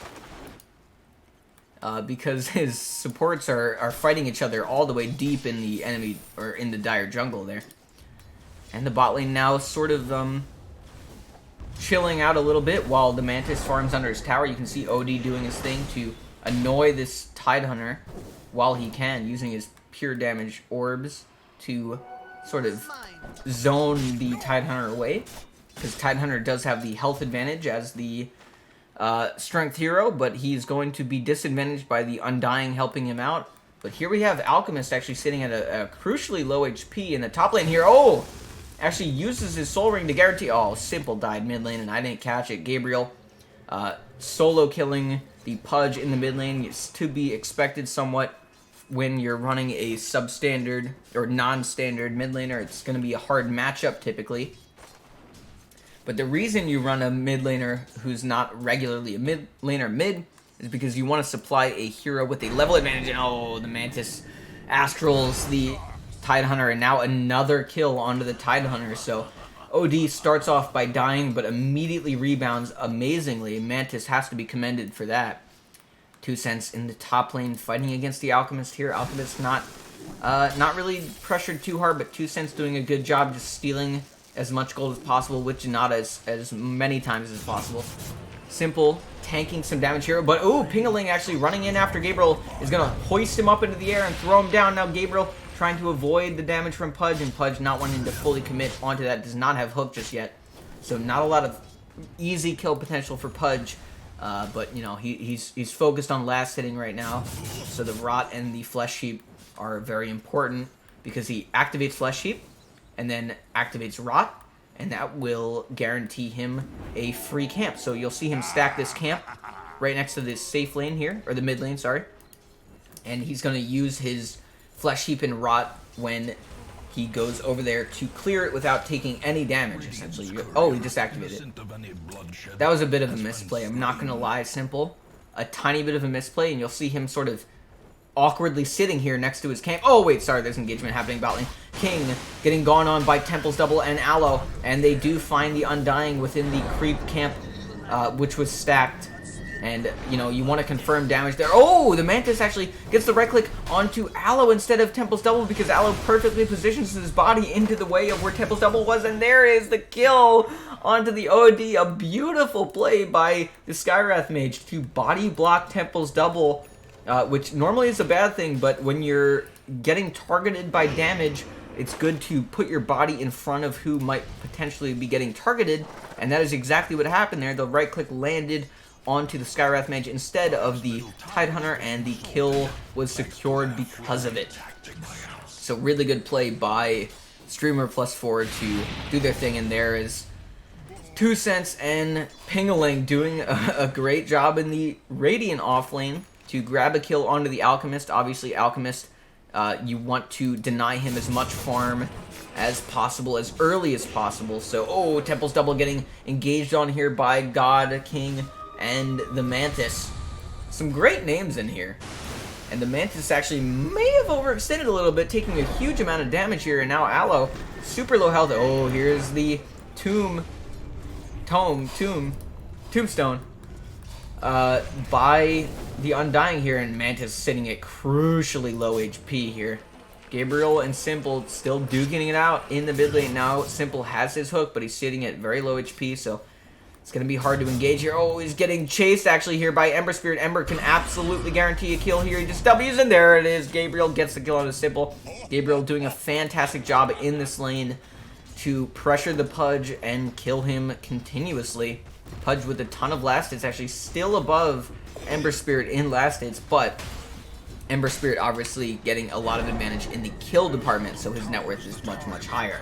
And now Temple's Double getting engaged on. Ooh, just barely survives the Orb of Destruction, Arcane Orb rather, by Mantis. And yeah, some close stuff going on here. Alchemist obviously farming, going for this Radiance as soon as possible. The core Bounty Hunter is doing actually very well. He's getting his Hood of Defiance coming out, I believe. Yep, he's got it coming out already. Diving on a tower to grab a quick Janata. You know, 28 gold, still very, very nice to have as a Bounty Hunter, especially a core, to have high levels in Janata to get that gold steal. And now Outworld Devourer getting massively pressured. The ultimate actually comes out from Temple's Double to confirm the kill on the Mantis. And normally you're not... Oh, another kill happened. What happened? King died to a neutral creep. What? I don't even know what happened. I was not prepared for that. Guys, this is a high MMR game, I'd like to remind you, so I'm not going to assume Mantis or the Undying did anything wrong there, but you never know. Might have just been stacking, might have just wanted to kill himself to regen and TP back to a lane simpler, so probably a tactical decision, probably not a mistake. We're just going to have to assume that that was his intention. Rubik now chasing the Alchemist. This is what you want. If you're facing an Alchemist, you want to chase him into his jungle. And oh, look at this. Rubik actually throws Nikki up onto the cliff, and Abaddon has no movement ability. He has his TP, but now he throws his TP out, and there's no stun. Simple runs in, gets the ultimate, and he actually gets the kill. Simple rotating from the mid lane as Pudge. A great job there. And now the... You know, this is a combo that I haven't actually mentioned yet, but the combination of Pudge Hook, which is a skill shot, which requires vision to be consistent with. Oh, bot lane, a kill is found onto both enemy heroes. Wow, really good engagement by them there. But now, Pudge going on the Alchemist there and gets the kill. You know, they hunt him down with the track by the Bounty Hunter, and then Simple is free to use Meat Hook with vision, consistent vision of the enemy heroes. And yeah, really, really good job by the Bounty Hunter supplying Simple with kill potential. And there's the hook again, gets the hook into the group. But no, a beautiful play by Gabriel to immediately sleight of fist and hold the enemy heroes there to make sure Simple doesn't get the ultimate off onto him and start the kill right there. Oh my goodness, I'm talking so much, I'm lightheaded. And look at the stacks from Nikki. This is what you want to see if you're a support, and now Alchemist is crying tears of joy as his support gives him a beautiful set of stacked camps to farm, and you'll see his Grievous Greed counter will be consecutively rising in value, and that will be giving him bonus gold equal to that number for each creep that he kills. And 21 now, which it maxes out at 21 at level 3, so that's his current max. But any moment here, we could be seeing level 4. We'll just have to see. Typically, you want to max acid spray. But right now, Rubik just taking some mid farm. Nikki actually very, very under-leveled right now, so it's good for them to take some mid XP while they can. And now, Adorable Eyes getting tipped by the Skywrath Mage. Oh my god, I'm missing kills everywhere, guys. I'm so sorry. There is so much action happening across the game. I'm looking at an Alchemist farming like a ditz. But bot lane, basically what's happening is slow, steady push by the OD and the Undying, just guaranteeing OD a lot of farm. He has his 2 Knolls and his Witchblade is coming out relatively soon. Skywrath Mage is hunting for the Aether Lens to have even more range. And in the top lane, actually, 2 Cents found the kill onto the Tidehunter. Not sure how that happened. I'm a bad streamer. T-Tours me all you want. Yeah, I deserve it. But here we go. Alchemist Courier gets killed by King, and Alchemist farm is being disrupted by the Undying now, and the stun does end up coming out, and King is most likely going to fall here. But the farm, you know, being shown. Whoa, King buys back and is TPing. They see that this is a potential engagement they want to have. And now, Pudge walked way too close to the high ground, gets rooted and immediately ulted by the Skywrath Mage, and the damage is too much. He falls. Now, Gabriel low mana, but Deuce steals the Fire Remnant to have mobility here, and now 2 Cents and King running in to maybe clean up some kills here. Oh, the OD ultimate, but the Tidehunter Ravage comes out to stun everyone. Tidehunter is going to fall to this. And now the Radiant team are collapsing in. The buyback from King is really playing out well for the Radiant. Oh my god, I'm getting lightheaded. You know, this is just madness over here, where Adorable Eyes on the Alchemist is looking to farm another stack, actually, for that Ancient Camp. And, you know, Radiant sees the potential of this stack, and they don't want to let it go into the Alchemist's hands so easily. The stun actually being thrown up onto the Alchemist. The stun actually stolen by the Rubik, and now King running for his life. He's super low, getting barely out of the concoction and acid spray range, and now Deuce just making sure that he does not die. And now, ooh, oh, what? The Mantis might have misplayed that damage there. Doesn't actually confirm the kill, but no, it does happen. The Bounty Hunter gets the damage onto him, but the Mantis does fall to Gabriel running in on the Ember Spirit, using his mobility to a very effective degree. And Temple's double, tipping Adorable Eyes. I'm not sure there's some meme tips going on here around here, you know. But now the bot lane is looking to be slowly pushed right now. It is chaos across the entire game right now. It is just pushing with your team fighting everywhere, making sure Alk doesn't get his farm. Radiant is really all-inning on this, and oh, Simple misses the hook there. I didn't see anything. Nikki getting seen by the, or seeing the Pudge rather, and now Alchemist maybe has to run away from a potential engagement here. OD obviously scary with his Astral. If you get imprisoned, that is a guaranteed Pudge hook into ult, basically. So yeah, Radiant's draft is very clever. They have a lot of cohesion in their draft, and in general, Dire has a much more general team type of cohesion, where it's not specific spells and things that are working together to make kills happen. It's more just each team member's kit is very aggressive and good. And oh, here we go. Gabriel comes in a little bit low mana, actually. Doesn't have a ton of mana to keep pumping out damage, but W does fall onto, and the damage comes out from the Skywrath Mage to finish off the OD. And now Gabriel coming in with extra mana. The bottle is enough with the wand to find the Pudge under his tier 1. And a great job from Dire to find these kills. They're doing, you know, they're 5 stacking in the spot lane right now, which is, you know, allowing the Radiant to push the other lanes. But, you know, getting a double kill ain't so bad, but it seems like they're going to be trading 2 tier 1s for this bot tier 1. And Ember Spirit already accelerating very well, has his Desolator coming out somewhat soon. Alchemist obviously a bit slower on his items, but, you know, he's still farming up. He's still doing good. It seems like Bounty Hunter is top of the net worth here. Oh my god, I missed a kill. Pingaling, where were you? Seems like the mid lane, Gabriel finds him just kind of chilling at some amount of mid health and picks him off with the sleight of fist damage. And yeah, Gabriel really looking like the MVP of the early game here. Using his mid lane advantage to help his side lanes out and, keep pressure on the enemy heroes, make sure they don't have an easy game. Temple's Double having a lot of trouble in the early laning stage with the Outworld Devourer, but now that the early laning stage is sort of culminated, it is the mid game at this point at 15 minutes, and both teams are looking to make plays. A smoke play, speaking of, from Radiant, and oh my goodness, a huge ultimate here from the Skywrath Mage onto the Undying, and he falls immediately. There was no counterplay there. He just walked out of position, got caught out for it, and dies. So yeah, pick off there for Streamer+4, doing a very good job. Gabriel hunting Pingling on the Rubik, and Rubik's such a low health hero, does not have the ability to survive damage like that. And look at this, the mid laner Gabriel on the Ember Spirit just being a nuisance to all enemy heroes on the map, doing a really fantastic job this game. And has the hero to really be, a terrifying presence everywhere because of his high mobility.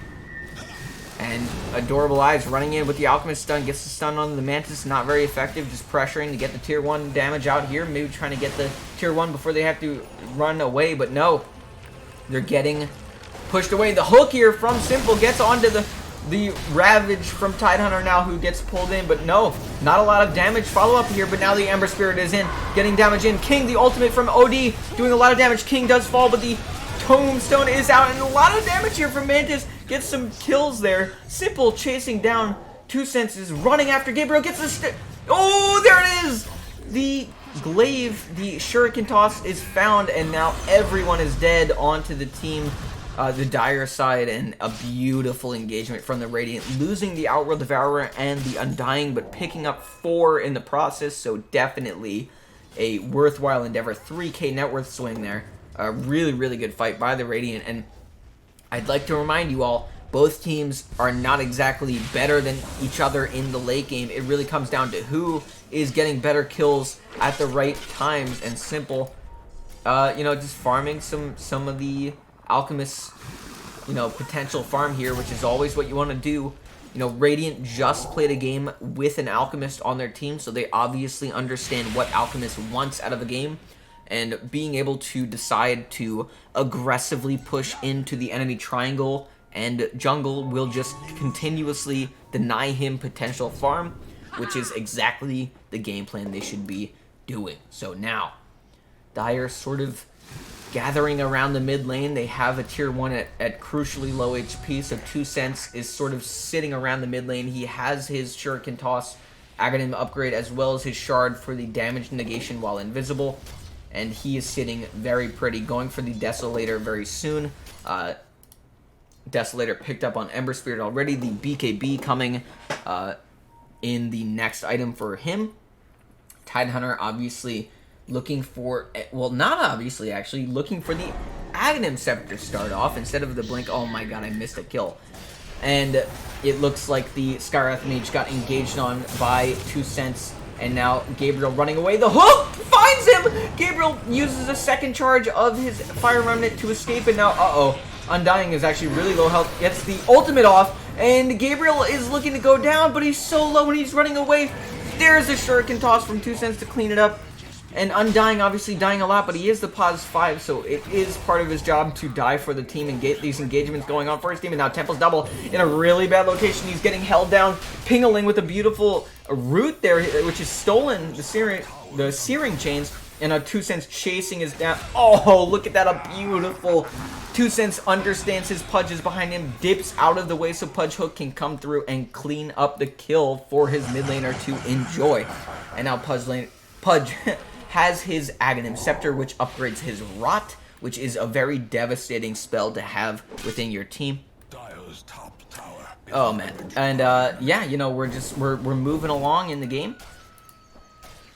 2 Cents in the bot lane, getting his AC up and running. He has his Desolator now and his Hood of Defiance with his Ags, so he is very farmed at the top of the net worth here, above Alchemist, which you never want to see on the Alchemist team. Anyone above Alchemist net worth, not ideal.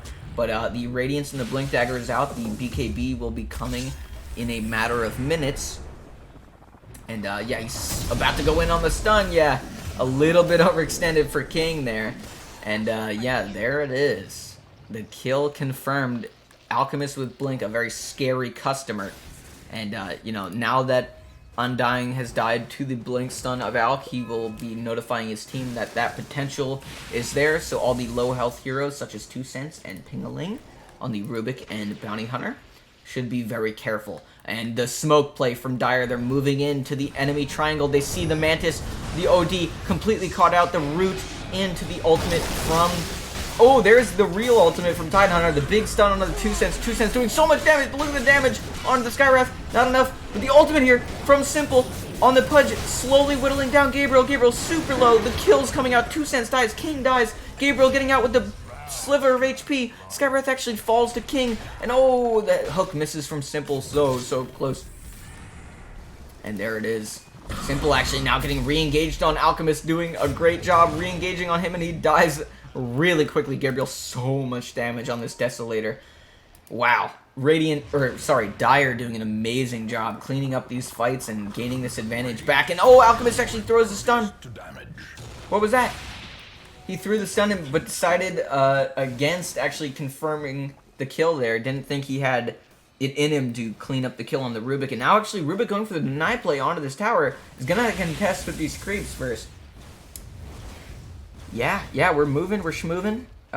Radiant is running into a bit of trouble in this mid game. The Alchemist and the Ember Spirit have both found farm, even though they're both very greedy heroes in terms of farm. They're both finding their farm at this point in the game. It's 22 minutes, and they're getting huge stacks from their Abaddon, who's doing God's work, essentially, for their team, stacking and making the farm accelerate that much faster. So in the top lane, here we have the Skywrath Mage being hunted by 2 Cents on the Bounty Hunter. He's going to get the track. He's going to get the right click with the phase boots, and there it is. Look at the damage. Oh my goodness, 2 Cents. The Janata with the Deso is just scary damage. Just unbelievable crits here. And a low health hero like Skywrath Mage is literally melting to the damage. And here we see Radiant doing a similar play to what they did on the Dire last game, which is just go for a Roshan very fast with their cores, try and fight right after they distract in the side lanes, i.e. kill the Skywrath in the top lane. Now they're just going to run into the Roche pit and grab the very first Aegis of the game, which obviously goes to the Pudge of all people. Pudge, you know, very strong here. He has his Eternal Shroud now on top of his Aghanim Scepter, so that will give him spell lifesteal from this massive spell damage on Rot, which will mean he can sustain a lot more in fights. The top lane being pushed in by the Radiant, while Dire starts to push the bot lane, but they seem to be coalescing in the mid lane now and sort of splitting off. They don't want to TP in, it seems, as they're not sure that they want to commit onto this defense because there's so much kill potential for Radiant, you know, with the track, with the OD, having Astral, with the Rubik, with the telekinesis. There is just so much to worry about for Dire. So when Dire isn't making the engagements happen on their own, Radiant is almost too big of a threat to engage on. They need to really guarantee that their whole team is there for a big team fight if they want to be going for plays here. So we're going to be hitting a bit of a lull in the action, it feels like, because both teams are feeling... Wait, speaking of, there's no lull in the action here. Pingaling getting chased down by Gabriel. Gabriel just bullying the crap out of Pingaling on the Rubik there. And yeah, this Ember Spirit is doing an amazing job this game. It looks like the BKB is coming out sometime soon, maybe. He has his Deso, has his Maelstrom, so BKB is the next logical step. And 2 Cents one-shot him, and the Abaddon's ult gets popped by Simple, and now Simple is healing him back to full health with his Ag's ult, and now the big ultimate Ravage from the Tidehunter gets the confirmed kill onto King. The Undying Tombstone is getting hit by Adorable Eyes, focusing some of that tempo, and all 4 heroes in the fight here die, and now Nikki does indeed die for the team, but that is completely worth for the 4 kills of the Radiant. Just really good plays here from the Dire. You can see the net worth, not exactly a huge swing, but, you know, having kills will give extended net worth leads for the enemy team. And, you know, they're pushing in. They're making plays. This is the Alchemist advantage, it seems like. Alchemist is doing so well to gain the net worth advantage, and it's now a 2K swing onto the the Dire team. And Streamer +4 really working well together this game. Have a much better draft. It seems like Gabriel sitting a lot more comfortably, is dominating the game even more than he did last game in the early to mid game. So this is exactly what they want. And, you know, Radiant is going to need a lot of very proactive plays here to get any kills onto the Dire heroes right now. But with Tidehunter Ravage down, you know, you gotta think that maybe you want to start the engagement within the minute before Ravage is back on cooldown. Oh, Pingaling getting engaged on the lift up onto him. The ultimate from Pudge is about to be dropped. Gabriel running away just barely. Nicki's ult is back up again, so Abaddon sort of making space for Gabriel to escape, but does end up falling for that. So the mistakes of Gabriel end up resonating or reverberating onto his supports, which is, you know, not what you want, but if it's your life versus a support's life, you'll take it any day. And oh my goodness, Aloe, run for your life. 2 Cents is a sneaky bastard, killing everybody from range now with his shuriken toss with the Ags. The Janata with a Deso hit is just not okay. Just really not okay. Too much damage to deal with, and this is the Bounty Hunter core build that is so prevalent in pubs and so dangerous. And now 2 Cents sitting really aggressively, doesn't know he's sitting under vision actually, and is now getting aggressed on by Gabriel and Temple's double. But the damage here from, oh, the big ultimate from the Undying finishes off the Tidehunter. You're not getting away from them. Radiant knows that this is the part of the game where they need to make plays happen, and by God are they making plays happen. The tier 2 tower now going to fall. The tempo may be swinging in the favor of Radiant. Inappropriate humor are so coordinated. It's really a beautiful thing to watch, and that's not to say that Streamer +4 isn't, but it's very difficult when a big scary 5-stack is running around this coordinated. You're gonna need to, oh, Adorable Eyes just barely TPing out in the trees. Rubik not seeing them in that specific location, so making sure they get out alive. And here we have Alchemist at the top of the net worth now. Assault Cuirass, Radiance, BKB, Blink Dagger has the Scotty queued up, and will be going for that because of the large amount of health regen on the enemy team, including the Pudge and the Undying. A lot of healing, so they're going to be using the Scotty to potentially decrease the healing potential of the enemy team. So good ideas here all around. Undying has his Vlads, and he's going for a Glimmer Cape to help save his teammates. Lotus Orb on the Abaddon. Obviously, that is another basic Dispel on top of his Aphotic Shield, which is a strong Dispel, so a Dispel God over here on Nikki. And yeah, a bit of a moment here where both teams are sort of looking for each other. Oh, there goes the Courier. 2 Cents, the Courier Hunter, Bounty Hunter. You know, one of the most infamous Courier killers in the game. Oh, Alchemist throws his ultimate, pops it, and looked to go for the OD kill there. But Nikki actually getting caught in the backline here. His ultimate is popped, but now Aloe falls. Rubik falls on the high ground. Running around is Gabriel in the backline here. Is using his Fire Remnant, pops his BKB, the big ultimate from Tidehunter, but the BKBs are out, and yeah, a huge teamfight win for Dire.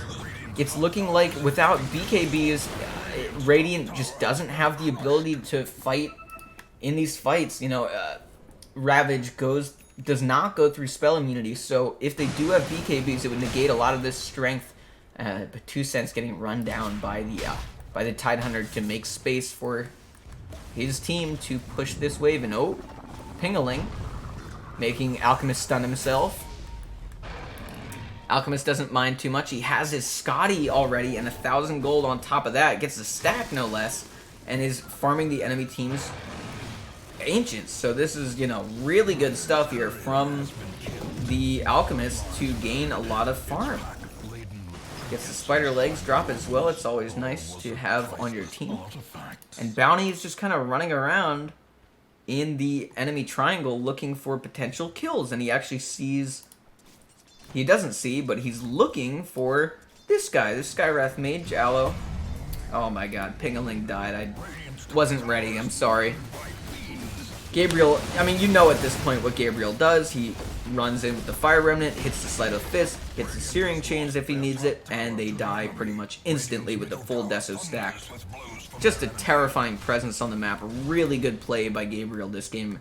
Very much impressed by the Dire team as a whole this game. They're playing very well together, and even against a very scary pickoff lineup in Inappropriate Humor's draft, they're playing around it beautifully. And you know, really Nikki is the unsung MVP of the game right now, stacking for his team so that they can come back into the game. And you can see Adorable Eyes way at the top of the net worth now, 9k advantage for them, and as well as building really good support items, and not to mention the Aghanim Scepter slowly being built so that he can save his teammates even more effectively in these team fights. So Dire doing great things. The blink stun onto the Undying, and oh my goodness, the damage from Adorable Eyes is insane. The ultimate from Pudge coming out, a ton of fights, BKBs being popped everywhere here and there. Simple going to fall to the Alchemist, doing so much damage. Now 2 Cents does find the the Skywrath yet again, but now he has to contest with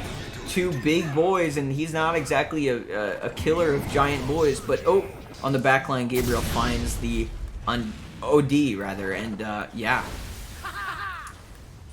Dire doing such a good job in this mid game to convert these fights and these team fights. And oh, a Ravage actually onto the backline, going for the Bounty Hunter, and Bounty Hunter is being saved, or at least potentially trying to be saved by the Outworld Devourer. And oh, OD actually gets a huge kill and a double stun from the Rubik, actually a quad stun I think that was, to disrupt that fight and come back. And now Adorable Eyes in possible trouble. King actually super low, going super low, but no! Adorable Eyes dies, and a 2,000 gold swing into the pocket of the Rubik. This is an insane gold swing, oh my goodness, and they find 4 kills. Radiant on the brink of defeat, essentially, in this mid lane fight, and they pull it all the way back to find the advantage there. And oh my goodness, King running around at low HP. Oh my goodness. Mantis, you're a crazy man. You have BKB, so he can live through this if he needs to. And there he goes, he pops BKB, obliterates the Skywrath Mage. Oh my goodness. That's what Int does for you. That's what pure damage does to you. And yeah, you know, there it is.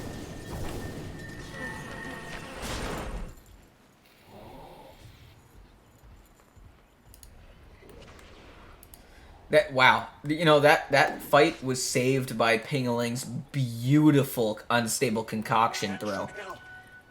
You know, just scary stuff. He gets a quad stun if I'm remembering properly, and that held him down just enough for the Outworld Devourer to come in and dumpster those heroes and actually win the fight in total. And now you can see Pingaling using his self-stun to stun Roshan to make that fight easier to take, and now the entire Radiant team coming in to the Roche pit to confirm the second Aegis of the game, and also give a nice little Aghanim shard to the OD, I think. Or no, did he give it to Pudge?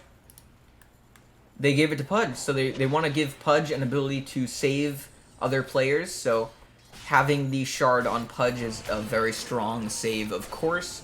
And, you know, putting more items and net worth onto your mid laner is usually never a bad idea.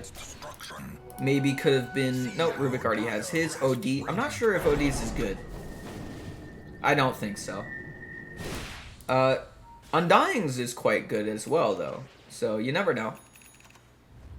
It's more of a combination with his Aghanim Scepter, but here's a big fight coming to break out here. Simple ulting onto the Ember Spirit. Can he get the kill before he goes away? Yes, Gabriel does fall at the beginning of this engagement, so that will be good for the Radiant.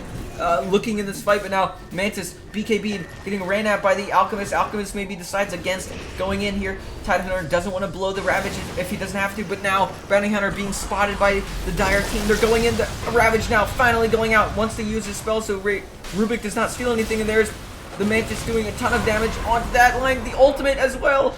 So much damage, and 3 heroes now dead. Nikki going to fall as well. The Alchemist cowering in the trees here, knows that he cannot show his face or death will fall upon him. And the Radiant have completely turned this game around. They are now at a 3k gold advantage, and really that Alchemist dying would be horrible. So Alk has to play it safe, sit in the trees, and go back to farming. He cannot contest this fight and this tier 2 push, which is coming in for them right now. Ooh, a double siege creep actually for them. So they're going to try and tank this tower as much as possible to confirm the damage from the creeps, and it will fall in incredibly fast with the damage on his team. And with 4 heroes still dead, 3 in just a second, they're going to still look to push this tier 3.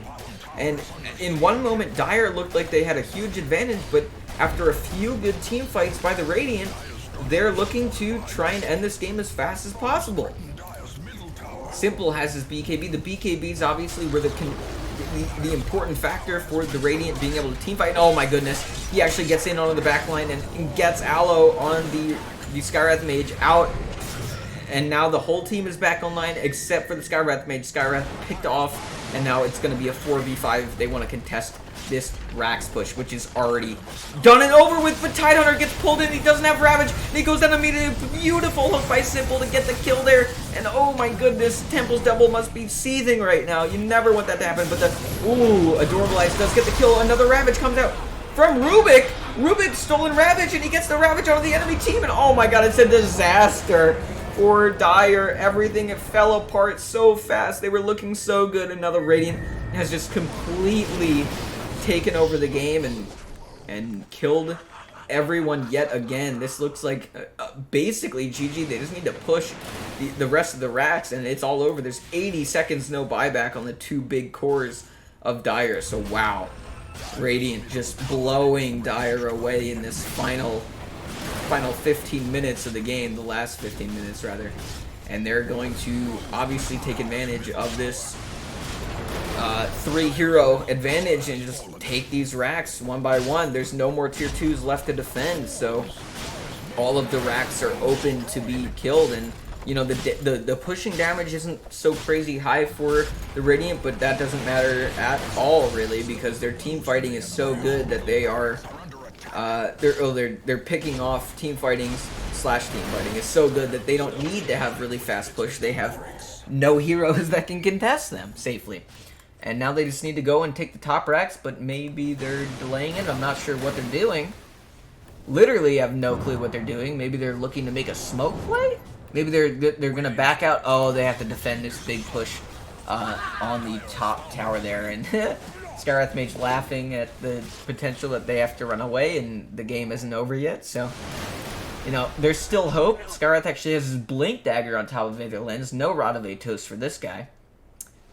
And that was devastating, really. The Rubik Pingling doing a beautiful job in that fight to steal the Ravage of all spells and throw it right back in the face of the Dire team. That is a callback to the play, the infamous, famous, legendary play by, I believe it was Na'Vi in TI1, if I'm not mistaken, maybe TI2. I think it was TI2. Where the Rubik on Na'Vi steals the Ravage of the Tidehunter in a game, and using the BKB doesn't get ravaged himself, steals it and turns the entire fight for his team. Very similar fight kind of there, and Pingling running around for his life. The Ember Spirit is just chasing him wall to wall there. Simple now getting engaged on by the Alchemist and is ulting to try and save himself, but Alchemist really strong right now. The ultimate here from Tidehunter. Rubik does end up stealing it yet again. He gets the Anchor Smash this time, and wow, there goes Simple falling as well as the Mantis. So Radiant now having trouble in this team fight. It goes back and forth for these teams, and there goes 2 Cents getting engaged on by everyone. Does not get a kill in that little engagement there, but Undying is slow pushing this top lane, just guaranteeing this push, making sure Radiant, Dire has to come back and defend this if they want to continue pushing. And oh my goodness, what a game. These guys are so back and forth. I love this. A 5k net worth swing for the Dire yet again, and it's 10k net worth lead for the Radiant, even with Alchemist at a soaring nearly 10k advantage over the next person. And oh my goodness, Rubik getting engaged on by the two cores of Dire, and that is horrible. Rubik, I think, died back. I'm not sure. He's down for 120 seconds, which is like an excruciatingly long amount of time, and this is where the Dire team, Streamer +4, are coming in to try their hand at ending the game as well. They're going for these racks. They do not have bot tier 2, so they can only get 2 sets of racks, or they could just go straight for the Finn. There was a singular ping on the tier 4 from the Pudge, I believe, and they're looking to defend the tier 4, but no, they're just going to look to equalize the racks advantage here, go 2 for 2 with the enemy team for racks, and now Rubik dead for 80 seconds, so even when the Radiant team comes back to life, Inappropriate Humor is going to be fighting one man down if they do fight. So a great job from Streamer +4 to turn these fights, and now they might want to just re-engage. Yeah, Undying getting engaged on. He has BKB. BKB is both out by the Ember and the Undying, and now Nikki getting his ultimate popped. You know, King ultimating as well, and now Gabriel actually suffering a lot of damage, has to run away. Oh my goodness, Mantis blinks to follow. Gabriel has to run for his life, and now Nikki left to die alone. Ember, thank God, got out for the Dire. If Ember died there, that would have been really bad. I'm not sure if they have buybacks. Let's check. Let's check some buyback status here. Buyback status by everyone, because at this point the net worth graph is sort of irrelevant. Everyone's very farmed. Oh, the leveler picked up by Alchemist. Attack speed for Alchemist. Ooh, that's very nice. Very, very nice. Honestly, I might even consider putting that on Ember Spirit, but no, Alchemist loves his base attack time being incredibly low, so yeah, he's a happy customer, is starting to be at the point where he's matching the strength of the build of the Alchemist last game. So both teams are at full power except for the dead Abaddon, obviously, and both teams are very concerned with the next fight coming up. Mantis coming to check the Roshan, which will be coming up in probably around a minute. So both teams will be wanting to hunt this Roshan, next Roshan, with the Refresher Shard as well dropping on it. So any moment here we could be seeing the Roshan spawn, and then the Radiant will obviously collapse into the pit and grab that as soon as possible to help them guarantee the next fight. And oh my goodness, this advantage, this gold advantage, has completely evaporated for the Radiant almost, and the Dire is looking really, really good. And I'm just so impressed by the level of play of both teams. Obviously some mistakes are being made, but both teams fighting tooth and nail to the very end, and it is it's just really impressive. I love seeing teamwork like this. I love seeing sacrificial supports doing really good work and jobs throughout the game, and just unorthodox core heroes being utilized so well. Bounty has his AC and Heart of Tarask now on top of his Ags and BKB, so just hugely farmed here. And Pudge is in a similar position with his Heart, Eternal Shroud, Ags, BKB, Blink, and is looking to pick up a Shiva's Guard. So huge farm on the cores. You gotta love to see it. OD actually has his Refresher on his on his item slots here, and BKB as well. So OD looking to be able to give that double Sanity's Eclipse at some point. You know, always really good. And yeah, you know, both teams just so strong, so competitive right now. The Undying has his Wraith Pack to increase 18% bonus damage and an AoE as well as lifesteal. So it looks like Radiant has caught themselves a Gabriel. And now the BKB out on the Ember Spirit, looking to engage. The big team fight coming out. A lot of stuff going on. Gabriel actually living in this fight. The big Ravage here. The OD refreshes but doesn't actually end up throwing the ultimate out at all. And Radiant has 2 heroes fallen, the buyback from Skyrap to have 5 people in this fight, and look at it go. Gabriel is actually getting incredibly low. He uses a refresher, which he now has to refresh his abilities, and oh my goodness, Radiant is almost all dead. Dire, with their late game teamfight advantage, is actually winning this late game and confirming these fights. And now, oh yeah, Tidehunter has his Aghanim Scepter as well as, just getting really good Gush talents, which increases his Ag's, proficiency. So this Gush is just really devastating to anyone who it hits. And oh my goodness, Dire is doing it.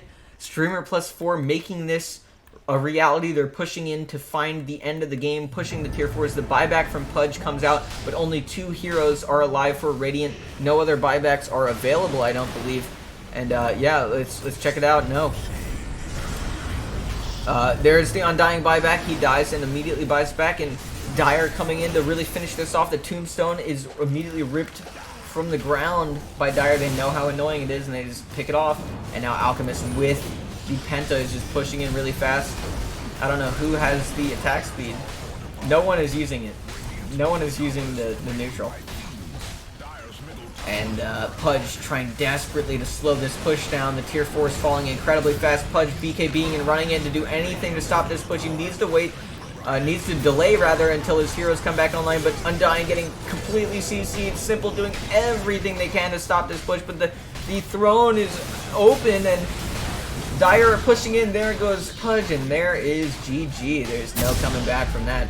Whoa, a beautiful stun from Rubik, but it's a little bit too late. And yeah, Dire finds the end of the game, and there they go, getting a beautiful victory in the face of defeat. There was such a close moment where Radiant was looking like they could win the game, and one misstep and Dire comes to rock their world. And an awesome game by Streamer plus 4 to take one over Inappropriate Humor 3.0. What a game, guys. Beautiful play.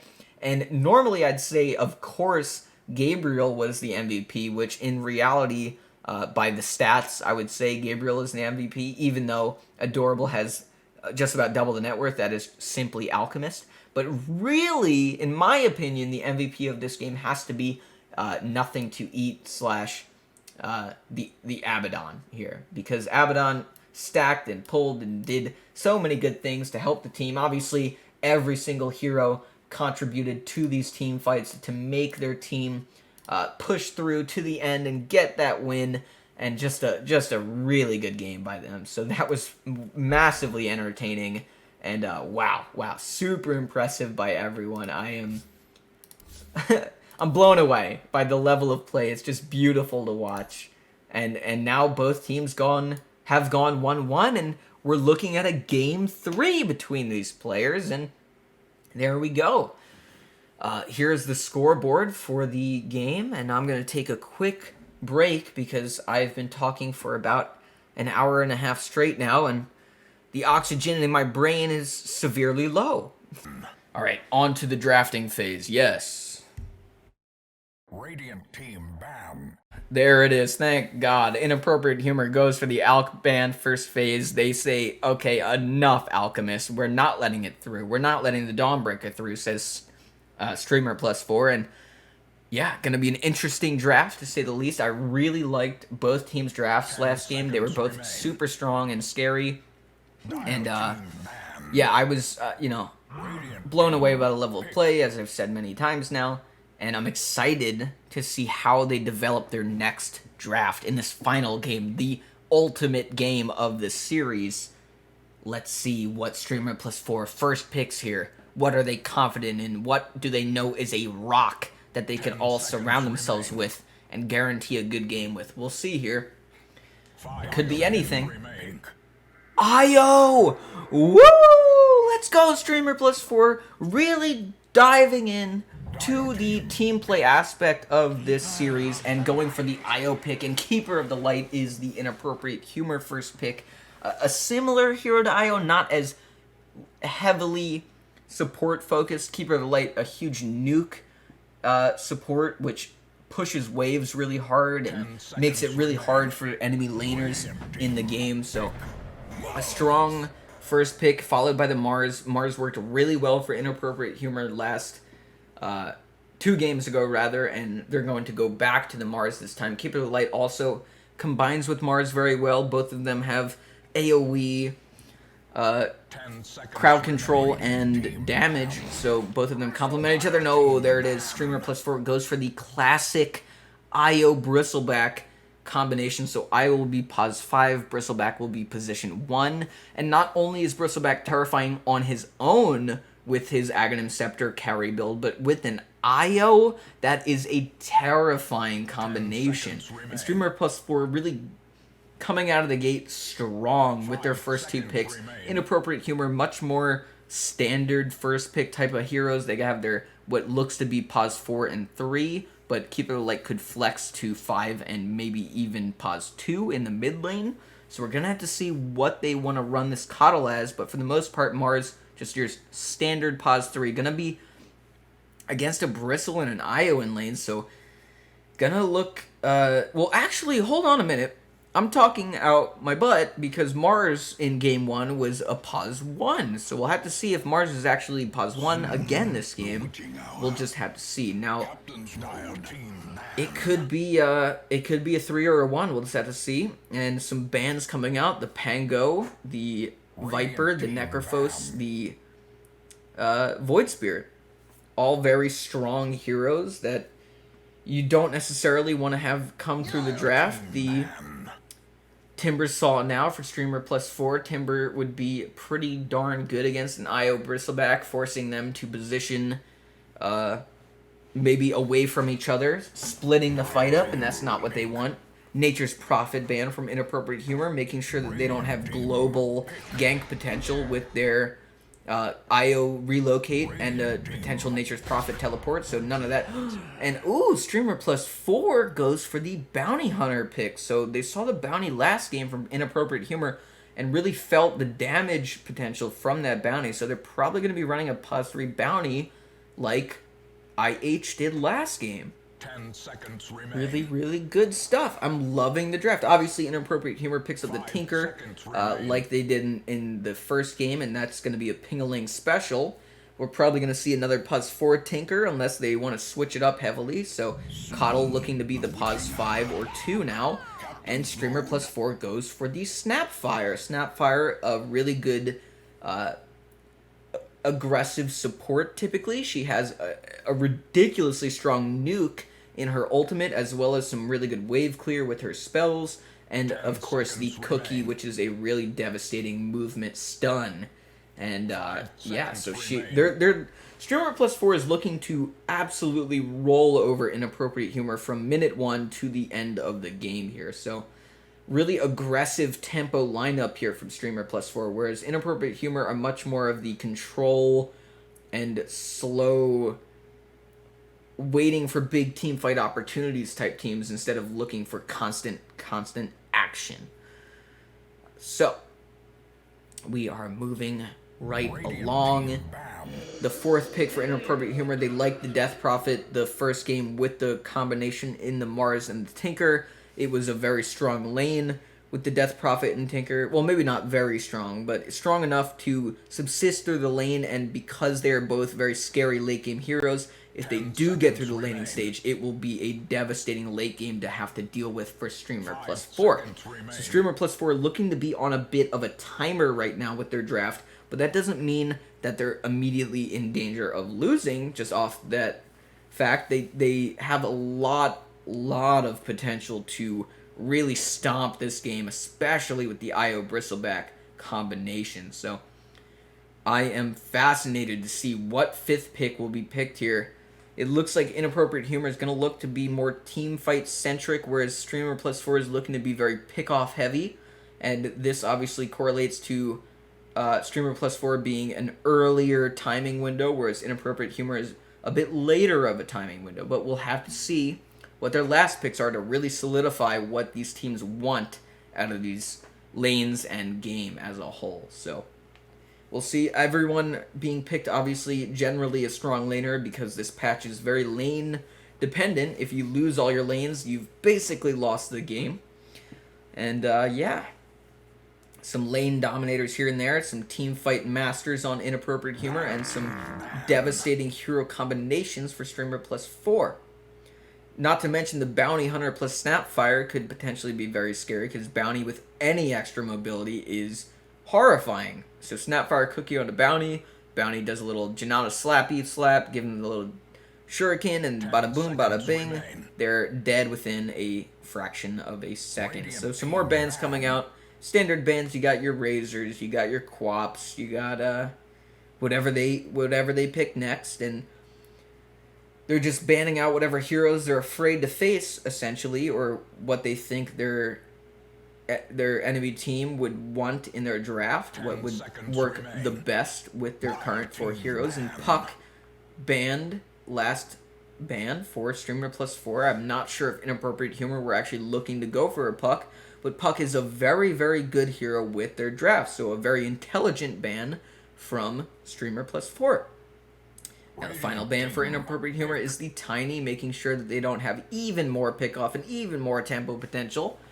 And Streamer plus 4 left with about a minute and a half to decide their final 5th pick here. And then Inappropriate Humor will get the 10th and final pick of the draft, and we will go into game number 3. Holy crap, I'm excited.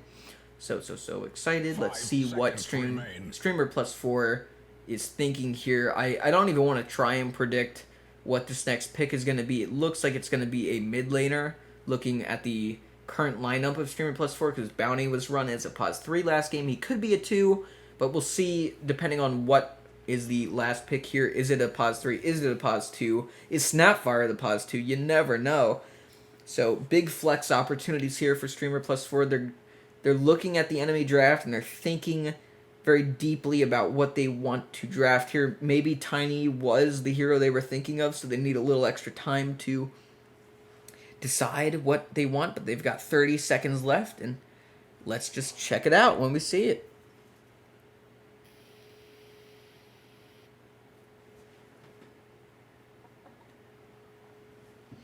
How you guys doing in chat? You feeling good? Thanks for being here, Mr. 187. Your presence is always appreciated. No! Streamer plus 4 goes for the Ember Spirit again. They really liked Gabriel's gameplay, and I have to agree. It was absolutely devastating last game, and hey, with a Bristle IO in your team and Ember running around the map with Bounty Hunter Vision, this is a scary lineup for Streamer plus 4. They are so dangerous at all stages of the game. Big scaling potential, a lot of vision control with Bounty, IO giving sustain and attack speed and all those good things that IO brings. Snapfire being the ranged support. And yeah, Inappropriate Humor has their minute left to 10th pick the perfect solution hero for their team and against Streamer plus 4's lineup. Now that they see the entire draft, they might want to pick a hero that is a bit more attuned to chasing down the Ember Spirit and the Bounty Hunter. Maybe something like a Spirit Breaker or something similar that is very aggressive. Oh, they go for an interesting way around that idea and problem, the Winter Wyvern. So Winter Wyvern isn't exactly a chase hero, but Winter Wyvern is an amazing area control hero, which combos incredibly well with the entire lineup of Inappropriate Humor, and could potentially solo kill Gabriel on the Ember Spirit with a single ultimate from the Wyvern. So a lot of heroes in danger. IO could be a potential big target. Bounty obviously is also a very good target. And Bristleback, not exactly the target you want to use Winter Wyvern's ultimate on, but it's a great pick for this 10th pick of Inappropriate Humor's draft. And here we go. It looks like the Mars is going to be the pause 1, and we're going to be seeing a very interesting game. It looks like a Coddle mid. It's a Coddle mid. So this is going to be a devastating horse-riding man, Gandalf-looking ass. Sorry. And I am so into these drafts. These are two very different drafts. Streamer plus 4, not exactly a team fight draft, but they're very pick-off oriented, whereas Inappropriate Humor has almost sunk all of their points into the team fight potential, but obviously Mars with a Blink Dagger will be the initiator, and Winter Wyvern can do similar things with her ultimate to start a good fight for the Mars to arena around and then capture all of the heroes of Streamer plus 4 and really make chaos ensue. And I am lost for words. I have no idea who's going to win this game. It really comes down to, will Streamer plus 4 roll their advantage through the mid game into the late game? Mr. 187 says, feel like a DP5, but if they are putting Mars to 1, he would be suffering from Bounty Hunter. But I think you're correct, but I don't think it will matter in the long run. We're gonna have to see how these lanes turn out. I am really interested to see the Coddle against the Ember Spirit in the mid lane, and obviously Mars Pos 1 worked so well for them last game, and they're running the exact same off lane they did in the previous game, so this is an awesome draft and lineup from both teams. I am so excited for this, guys.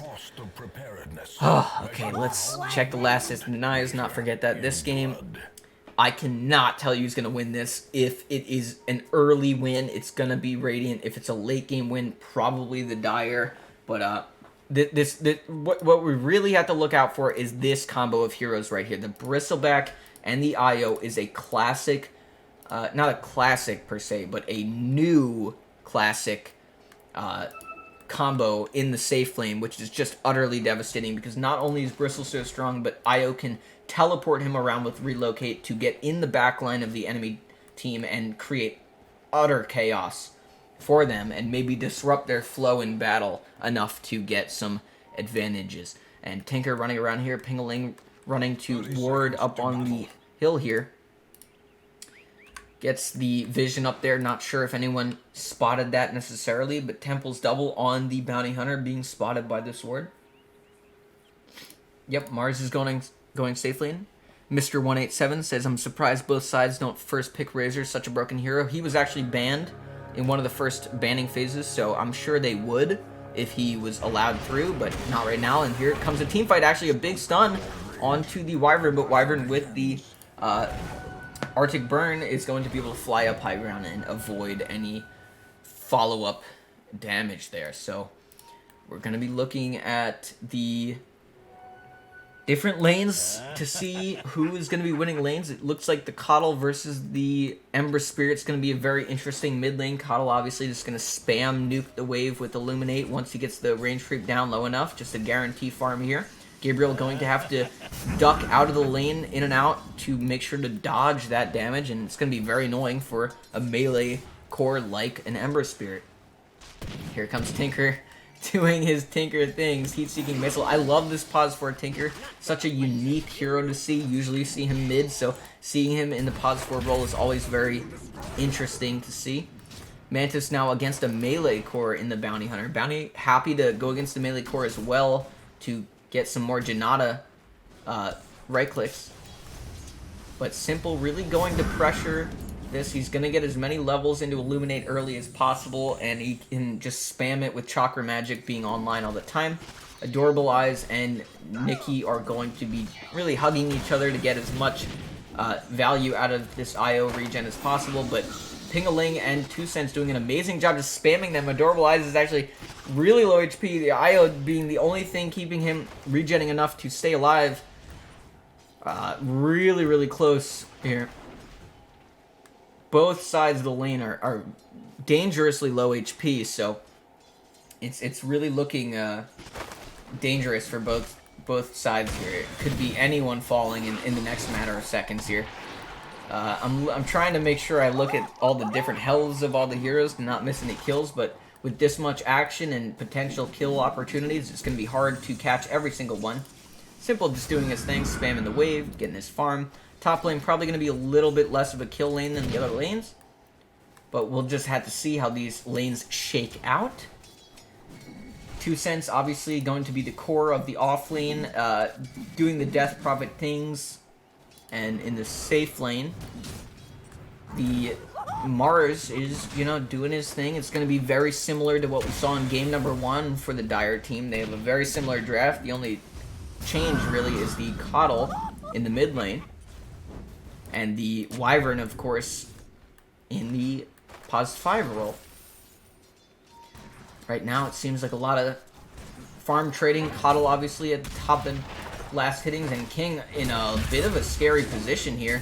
Actually has to run in a weird direction to get away from the aggro of the Bounty Hunter, but Bounty is running in. Oh, King actually turned around. Maybe a misclick there. Uses the Arctic Burn to try and run away, but now the Mars is in trouble. Temple's double and Aloe running him down. The good cookie from Grandma, and they're looking for this kill. Mantis getting hit by the Shuriken. The body block from Aloe almost there. Super low HP for the Mars here, and gets the kill from Temple's double on the Bounty Hunter. A beautiful job with the Shuriken toss, confirming the kill. And King, dying first in that lane, it really put Mars in a bad spot, so not ideal for them, but, not every lane can be easy, but this is exactly what Radiant wants, a strong start to their laning phase, in the off lane at least. Mid lane is just a bunch of trading farm. You can see Simple here using his Illuminate to blast the enemy, not the enemy, but the neutral creeps next to the mid lane, getting some extra farm while the creep wave is not in the mid. Top lane, some more kills going on. Actually, a lot more aggression in the top lane, probably because bot lane has a lot of natural regeneration. So top lane seems to be the big kill lane here. And oh, Wyvern. Oh, weird pause here. I don't know what this pause is for. Oh, DC here from Ember Spirit. A bit of a disconnect. Might be a internet problem. And Temple's double, incredibly low HP, getting gone on by Mars and the Winter Wyvern. So Mars has his Spear of Mars ready, and Temple's double is actually in position to be speared in line with these trees. Obviously, if you know how a spear works, spear pushes them along until it hits a wall or a tree, which acts as a wall, and then stuns the player pinned to the wall. So Temple's double in a really, really scary position right now. And with a pause as well, a bit of a rough moment here for him, because he knows that the enemy team can coordinate this whole pause duration and wait and perfectly play out the post-pause moments. So we're going to be looking here to see if the stun connects and if Temple's double lives through this engagement or dies. He does have brown boots, so he might want to try and run directly, not parallel, perpendicular to where the Mars stun would be going, which is this direction, right? So we'll have to see. Ember has returned, and any moment we will see the game continue. And Pingling looks for the go call. Any moment we could be getting the game back online. There it is, Adorabilize with the go call. Here we go. Temple's double in a lot of trouble. And there's the stun. Confirmed. Really no escape for that. Does get the Fairy Fire off. And now actually Temple's double running around and skirting death, and actually gets the kill on the King. No! Super close. One more hit will do it. Yes, there we go. Cookie Grandma gets the kill. And now Mantis actually getting turned on. Oh! He gets away!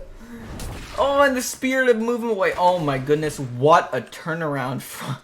We expected Bounty to get absolutely obliterated by that combination, but no, they turned around and actually get a kill onto the Winter Wyvern support. Couldn't you imagine that? And now Bounty running invis for Mantis. Oh, the kill! Beautiful play by Cookie Grandma to throw the Scatter Blast with the vision of the Bounty Hunter, and the kill is confirmed. And oh my goodness, off lane for Radiant is doing incredibly well. They have 4 kills so far, so every kill in the game is from the Radiant offlane, and you gotta give props to Temple's double and Aloe for being incredibly consistent in this lane right now and really putting pressure on the safe laner.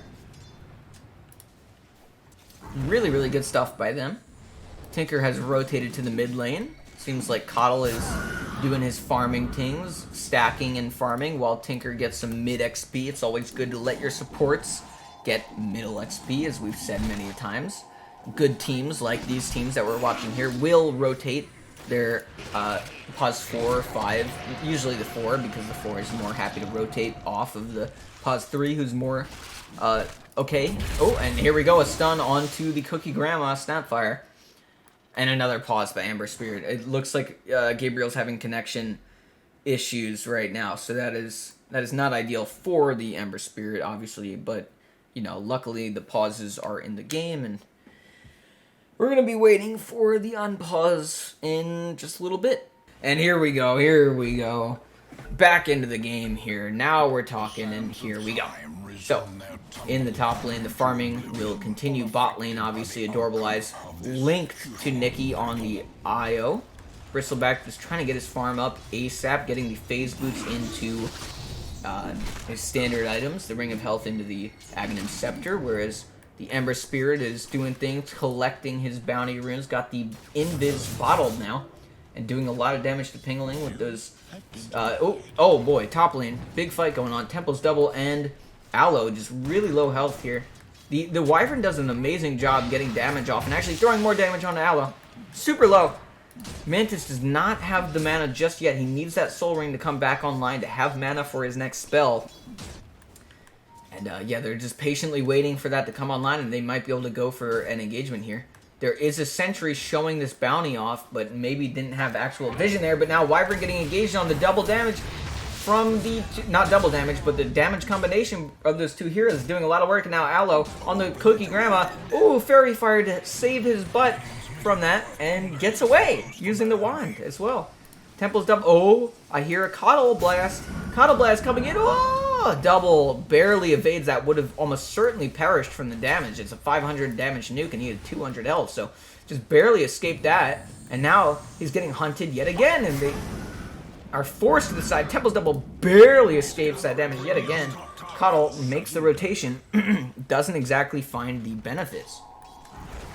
Wyvern now rotates to the bot lane since Coddle had gone top to help the Mars out, and now the ultimate from Death Prophet threatening here, but no! A beautiful play from Gabriel to come in and gank against the two heroes, and Dire is 7-0'd right now. Radiant doing an amazing job with their early game advantage, and look at that. Gabriel doing amazing things yet again this game on the Ember Spirit. He really loves this hero, and it seems like he's super comfortable on it. And now Pingling being completely boxed in by these two heroes here. Cookie Grandma just letting Gabriel get the kill, doing good support things. And yeah, it's 8-0 now for Radiant. So, amazing start from Streamer Plus 4 at this game here. And, you know, what we saw in the first game was that Streamer Plus 4 also had a good start in that game. But then, eventually, as it got into the later stages of the game, we saw that their team fighting potential slowly outclassed the Streamer Plus 4 lineup. And they ended up dying in the late game too many times to sustain, and eventually lost the game. But right now it is 8-0, so much more magnified of a lead right now, and hopefully they will be able to maintain it if they're looking to get this win here. They just have to keep the pressure up, make sure that the advantages they have continue into the rest of the game. And right now bot lane has a double wave coming into the tower. No one's even here. Adorable Eyes, not enough regen to stay there, and is just farming creeps in the jungle, which a Bristleback doesn't always really want to do.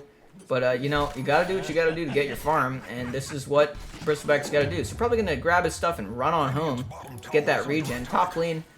Oh, big stun here from Cookie Grandma. Cookie Grandma throws the cookie. Who would have believed it?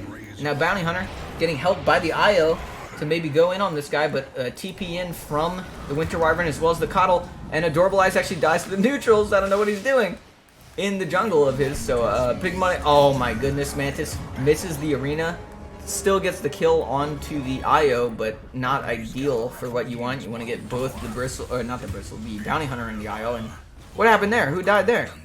Oh, Aloe was on the back line. I didn't even see Aloe in the back line there. Cookie Grandma hovering around the trees and gets picked off by those heroes. So yeah, oh my goodness. Right now it's all back and forth. I mean, 8-2 is not like uncomebackable for Dire at all because of their late game potential. And it really comes down to stuff like this, where Gabriel can engage on heroes from such a far range with this Fire Rune and so much damage with the double damage and the Sleight of Fist, and you really can't escape that as Tinker, especially the support Tinker, who came in from the side lane to get some XP. And now King might actually put a target on himself, but no, just a little bit too far back for Gabriel to fully engage on. Knows that he might be followed in. Io actually wrapping around here with the Bounty Hunter. He sees the the Keeper of the Light and is running under a tower without actually engaging on him. Decides to get the heck out of there. Mantis actually running him down. The slow from the Coddle is actually really keeping him from running away, and now the spear does the job. Pingling with the damage actually gets the kill onto the Bounty Hunter. So good stuff by Bounty. Or, sorry, Tinker to find that kill there from range. Just spamming his rockets. Heat-seeking missile. Oh, man. Aloe jumps in. Mantis capitalizes immediately. Throws the arena down and gets that kill. Meanwhile, Adorable Eyes on the Bristleback is pushing in the top tier 1 and gets that tower. Really nice. And Bristleback has his hood, has his phase boots coming very soon, and the Aghanim Scepter will be coming very soon. 2 Cents does a great job on the Death Prophet without even using Exorcism to get that bottom tier 1. So both tier 1 towers down for both teams. That will open up the jungle for the enemy team to invade. So right now, Io and Bristle are doing exactly that, invading the enemy jungle. And right now, the Radiant jungle is sort of left a little bit alone, where Death Prophet is just doing her own thing. Farming, pulling, making sure her creep equilibrium is good so she can continue to farm safely as long as possible. Coddle now doing his thing, denies the Invis room because he's based and doesn't need a bottle pilled, I think. Wait, does he have a bottle? No, he doesn't need a bottle. He has his Boots of Travel, which is a classic Coddle pickup. He also has the Urn of Shadows and is looking to get that vessel as soon as possible. 2 Cents actually getting run down by the Bounty Hunter. Now the stun here from the Cookie Grandma, and this will maybe confirm a kill on 2 Cents, but no, the turnaround, the double suck from her. She doesn't need to use it, and Simple with the heal and the explosion gets the kill. 2 Cents tipping the Bounty Hunter in BM tip fashion, and now Simple chasing down the Cookie Grandma. See ya, Snapfire, you can't escape the Death Cloud, but oh! She escaped the Death Cloud! No, but not for long. Does get out the deny onto the Bounty Room. Really cheeky play by that. Even in death, these players will never let an advantage go to waste. They will deny any advantage to the enemy team, and look at that, even in death, denies the Bounty Room. Really good play, even though they did end up dying. Always something intelligent going on. This is Dota, and I love it. Coddle sitting way at the top of the net worth. Well, maybe not way at the top, but very high in last hits right now. Just crushing these creep camps in the jungle, stacking them for themselves, and doing a lot of solo farming work here in the jungle, you can see. Meanwhile, Io is actually just coming in to look to place an aggressive ward there. This sentry, I believe, sees this sentry here, but the sentry here doesn't see these wards up here because you need vision up here to see the wards up here. So this sentry, although in position to de-ward this hill, does not actually see the hill.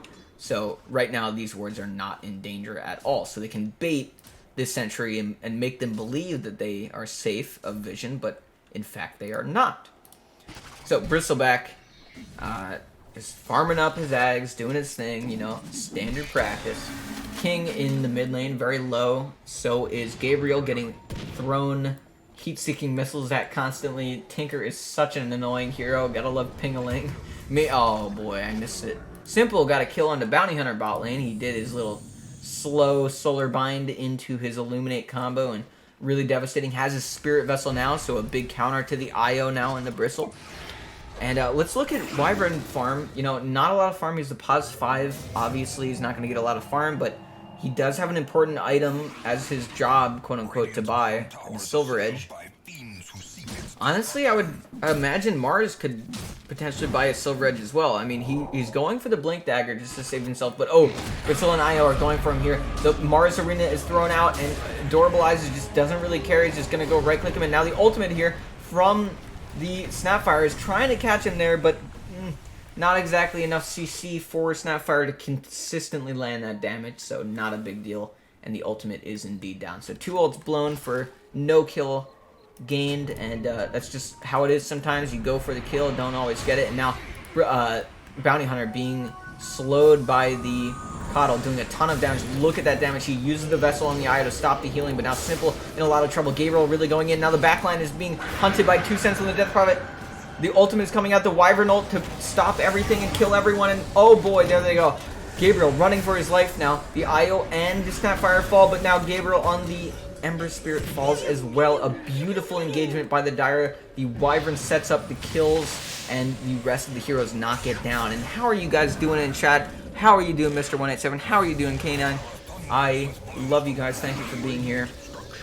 Sorry for the long pauses, but I'm happy to be back watching the action now. Temple's double engaging with the Mantis. The dust actually from Mantis, making sure he can see this bounty hunter. He's actually getting caught out. Cookie Grandma coming to potentially save his life. The stun from the creep actually that's following him, and now he's in huge danger. The Aghanim Shard here stunning and pushing him, and Temple's double gets the shuriken toss to find the kill.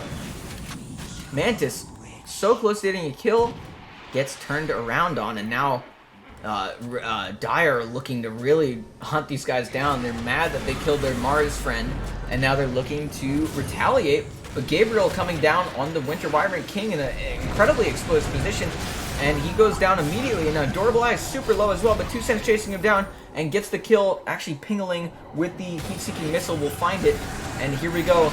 2 Cents low but not dead. That is the strength of Death Prophet. She heals herself with her Spirit Siphon, and the slow of Simple on the Cuddle Solar Bind is just going to leave him like a sitting duck. And oh my goodness, I missed the kill on Pingaling.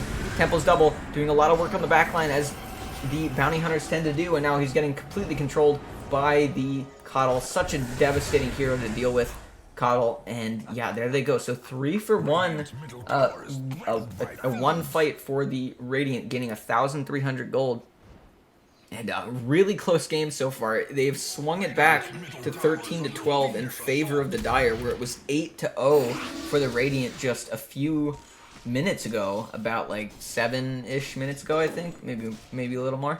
But for the most part, it's been Dire coming all the way back from a pretty rough deficit in the very beginning of the game. And that is really scary for the Radiant, because Dire is very late game teamfight centric, as we saw from that beautiful teamfight they had in their jungle. So right now we're seeing Dire at their weakest, and they're still able to win fights pretty convincingly. And that is very worrying if you are the Radiant right now. So Streamer +4, maybe a little bit concerned about this. They're going to need to really look for some pickoff plays. But speaking of, the Dire is actually smoke played bottom as a unit, so no pickoffs really available.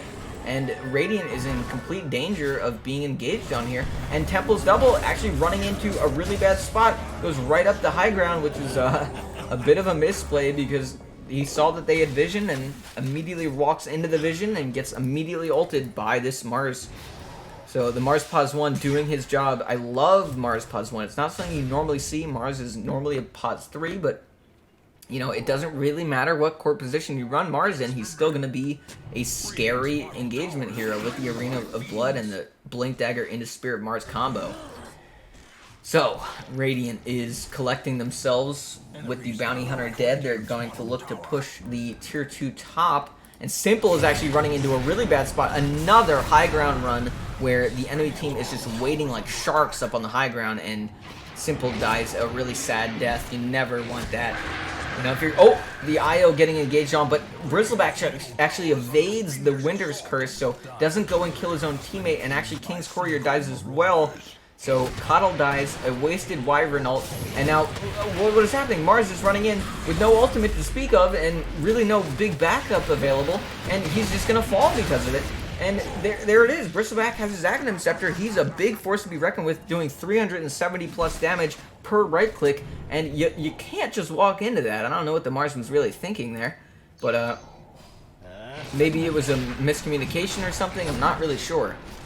And now, Radiant, Streamer +4 doing a great job transitioning that little mini team fight into a Roshan take, and this is where they grab their first Aegis of the game. I'm almost positive they're going to give it to the Bristleback, who is their most important hero right now, but we'll see who takes it. Yeah, it is the Bristleback.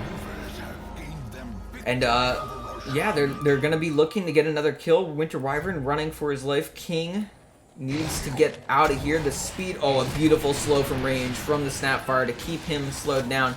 And now they see the Wyvern heal himself in a tower, but oh, Coddle actually walks high ground yet again! And they find him yet again. Simple from the mid lane was doing so well for such a long time, but now the Bristleback has turned on, and the Bounty Hunter starting to do hella damage with his Agnum Scepter. It is not looking good for the Coddle. He's fallen behind from previous engagements. And yeah, now that Bounty Hunter has his Zags, he will just continuously track people, shuriken toss, and grab Janata Gold over and over and over again. So the acceleration will start to begin. And honestly, compared to the game number 1 where Radiant had an Alchemist mid, Coddle does not scale like Alchemist in the slightest. So in theory, actually, Radiant scales even better than they do. So this is looking really good for Radiant right now. They are in a prime position to continue this lead into the rest of the game. And I completely agree with you, Mr. 187. Tinker 4 is very interesting. It actually worked incredibly well in their first game, but maybe this exact lineup isn't as beneficial with the Tinker 4, but I don't know. I think he's been doing pretty well so far. It's mostly been a few misplays, walking up high ground and whatnot for Dire. That's been screwing them up. And what is going on over here? A big fight going on. I missed the beginning of the engagement, and Io actually falls as well as Gabriel. And look at Dire. They're making plays now. Wyvern ends up dying, but now Bristleback's all alone. Even though he is Agnum Scepter, he's still not an invincible god, especially not with Zio. But luckily his Bounty Hunter helping back him up, but no. Bristleback got stuck in the trees. He got force staff down here into the trees, and now he's stuck. But, oh my god, that was really intelligent. Bounty Hunter just went and cut the trees with his Quelling Blade, and oh my god. The Spirit Vessel doing a lot of work, actually, keeping the regen low for the Radiant team from the Coddle. The Coddle, you know, has the Dagon now. Level 2 Dagon is looking to get that fully upgraded, and the Spirit Vessel as well. So negative regen and a big nuke potential from this Coddle here. And now BKB is picked up on Bristleback, so this is a huge moment for Bristle. Now that he has Ags and BKB, BKB will allow him to completely run down enemy heroes without worrying about any spells stopping him. I was gonna say impunity, which would also work. And Io, you know, has his mech, so a lot of healing potential here. Ember has his Maelstrom working on this BKB, skipping the Deso, not as good a game as his previous game, last game, so he's going to be going BKB before the Desolator, and actually instead of Desolator, he's just going to be going straight into the Agnum Scepter for the extra Remnant charges and cast range. So he thinks he needs to chase a little bit more aggressively on this hero and also be able to not get CC'd in fights, so that is why those items are being built.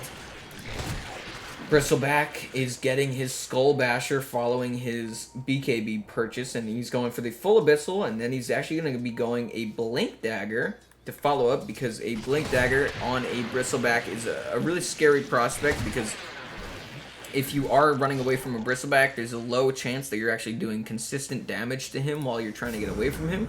So he will often have Blink Dagger on off cooldown when he is chasing people, which allows him to just jump in, do his ridiculous 300-ish right-click damage, and the longer this game goes, the more Warpath becomes absolutely terrifying. In just one level, Bristleback will be max level on his ultimate, and that will mean that his right-click damage from his Warpath stacks become unbelievably strong. And oh, here we go, a big fight here from Mars. Jumps onto Gabriel, actually gets the kill onto the Ember Spirit. Another amazing play by the Mantis to find the kill with his beautiful Blink arena plays here. And there is a singular pickoff for the Dire, so this is a potential advantage they can work around here. Why, thank you. You're welcome, Snapfire. And Snapfire actually has the Blink Dagger as well now. So, you know, a big item's coming out. The pipe here for Bounty Hunter, so it doesn't even stop at the normal hood of why can I not say this word? Hood, I'll just call it Hood, everyone knows what Hood is. And he upgrades it into the Pipe of Insight to give his teammates magic resistance as well. So, now looking to get the Octarine Core to keep the damage coming with the Shuriken tosses and all that. Simple on the Coddle, obviously had some big woes in the mid game there when he walked up high ground and died twice back to back almost. So a big hit to his farming speed, but still sitting pretty at the top of the net worth. near the Bristleback. Not quite there yet, but Bristleback is he's been doing so well in this part of the mid game, and it's just really scary. No smoke play here from Radiant. Streamer +4 looking to make a very big rotation here, get the advantage back in their favor, and here they go. They're trying to wrap around this mid lane, look for this, but the whole Dire team looks like they almost understand what is happening here, and here's the engagement. Big damage. Oh my god, the Wyvern dies immediately, buys back also immediately. The big ultimate from everyone is going out. There's so much craziness going on. I have to zoom out to even catch it. The Winter Wyvern ults on the Bristleback and doesn't even do anything. There was no one next to him. Oh, there's so much going on. They're so spread. Io's getting chased down by the Death Prophet. Coddle dies. Io dies. Wyvern dies. And now Tinker dies. So Radiant comes out of that fight with a big advantage. They get the kills. And, the ultimates coming out from Dire are just not connecting right now. Both the Mars ult and the Wyvern ult are complete misses there. And the Death Prophet ult is used, but it's only used defensively. And now Radiant is just completely obliterating Dire. And this is the tempo that we were talking about. They're doing an amazing job. They might have not kept the pressure on in the 10, 15 to 20 minute mark range, but now with this big team fight win at 25-ish minutes, they have completely taken the game's tempo back over. And look at this, 2 cents getting engaged on. There's no escape other than this TP, and she gets the TP out. The Basher is not there for the Bristleback. It does not connect just yet. It's actually coming out on the Courier right now, so the chance to stop that TP was right there on the Courier. If only the Courier had gotten there just a bit faster. And Death Prophet, an amazing play there from 2 cents to get out of that sticky situation and at least keep one of the Dire heroes alive throughout that long engagement. That was one of the most spread out engagements I've ever seen. Those guys were spread between the triangle, the top of the mid tier 2, and all the way down to the tier 1 tower in the mid lane. And Io and Wyvern are both killed off respectively in the side lane areas. Or the mid and the side lane. Wow, okay, so much going on here. Yeah, just a DD actually spawns. Ember, very happy with this. Waiting for his bottle to come back so we can actually bottle that. And there you go. So mana regen, the Aghanim Scepter, very, very close to be coming out. And all he needs is the point booster from the secret shop, and anything can happen with that extra remnant charges and speed. It's very effective at splitting the backline apart, and with how effective the backline jumping has been from Radiant so far, that is definitely a very good thing to have. So Bristleback right now keeping the farm up, going for that Abyssal Blade as soon as possible. Io doing a fantastic job keeping him completely regenerated at all times, mana and health. So Bristleback with extra mana, very happy boy. And now, not Bristleback, Bounty Hunter getting completely encroached on and engaged on. And now here's a good arena from the Mars, gets it onto Gabriel, the Ember Spirit, but now the disengage from the Wyvern to stop the damage. It's all on the Bristle. I feel like that's not the right target here. 2 cents in the backline, almost alone fighting the Radiant. Io forced to run away now, and 3, 4 have fallen on the side of the Radiant. And look at this, Dire now gets the advantage once again. Oh, Mantis preemptively throws the stun and probably regrets throwing that stun so early. That's another thing about Dota, is it's all about patience, and although you have to make split-second reactions at times, you also have to be able to hold your excitement and really stay patient for moments like that, especially when you have a stun and your job is to cancel TPs of people running away from you. So a little bit of a misplay from Mantis there, but it is so hard to not make a misplay all game in Dota. It's basically impossible. So completely forgivable. Throws a stun to try and catch him to the tree, and then Ember sees that, realizes that, and TP's right on out. Wyvern being engaged on, but now Mars is making sure to keep the attention away from the Wyvern, make sure that the supports don't die before a fight breaks out. That would be really crippling to their ability to win these fights, and they did just show that they can win these fights. And oh, Bristle, or Bounty Hunter, is actually walking into a potentially dangerous location. Mars just kind of hanging around invis. So these two Invis boys just running around, but oh, he sees him. Oh my goodness, Mantis. Gotta chill a little bit on those spear throws, but he gets the kill anyway, locking him in. No, he doesn't! Nikki jumps in with a beautiful IO leap, and he gets the save onto the bounty hunter. That was unbelievable. Beautiful stuff from Nikki on the IO, and they actually turn around and get a kill onto the Tinker, and now the Mars is looking to pay for his... Oh, there we go. King actually gets the ultimate onto the IO for once instead of the Bristleback, but still going to fall to the damage of the Radiant. So Dire now are the ones on the receiving end of a beating, and they're getting jumped. Simple uses his every spell basically to get away from that lockdown, and he has that Dagon level 5 and is now looking to get a sheep stick. So yeah, I mean, right now a buyback from Mars, not looking good for Dire. They buy back for realistically no reason, and now Bristleback is looking to take the next Roshan.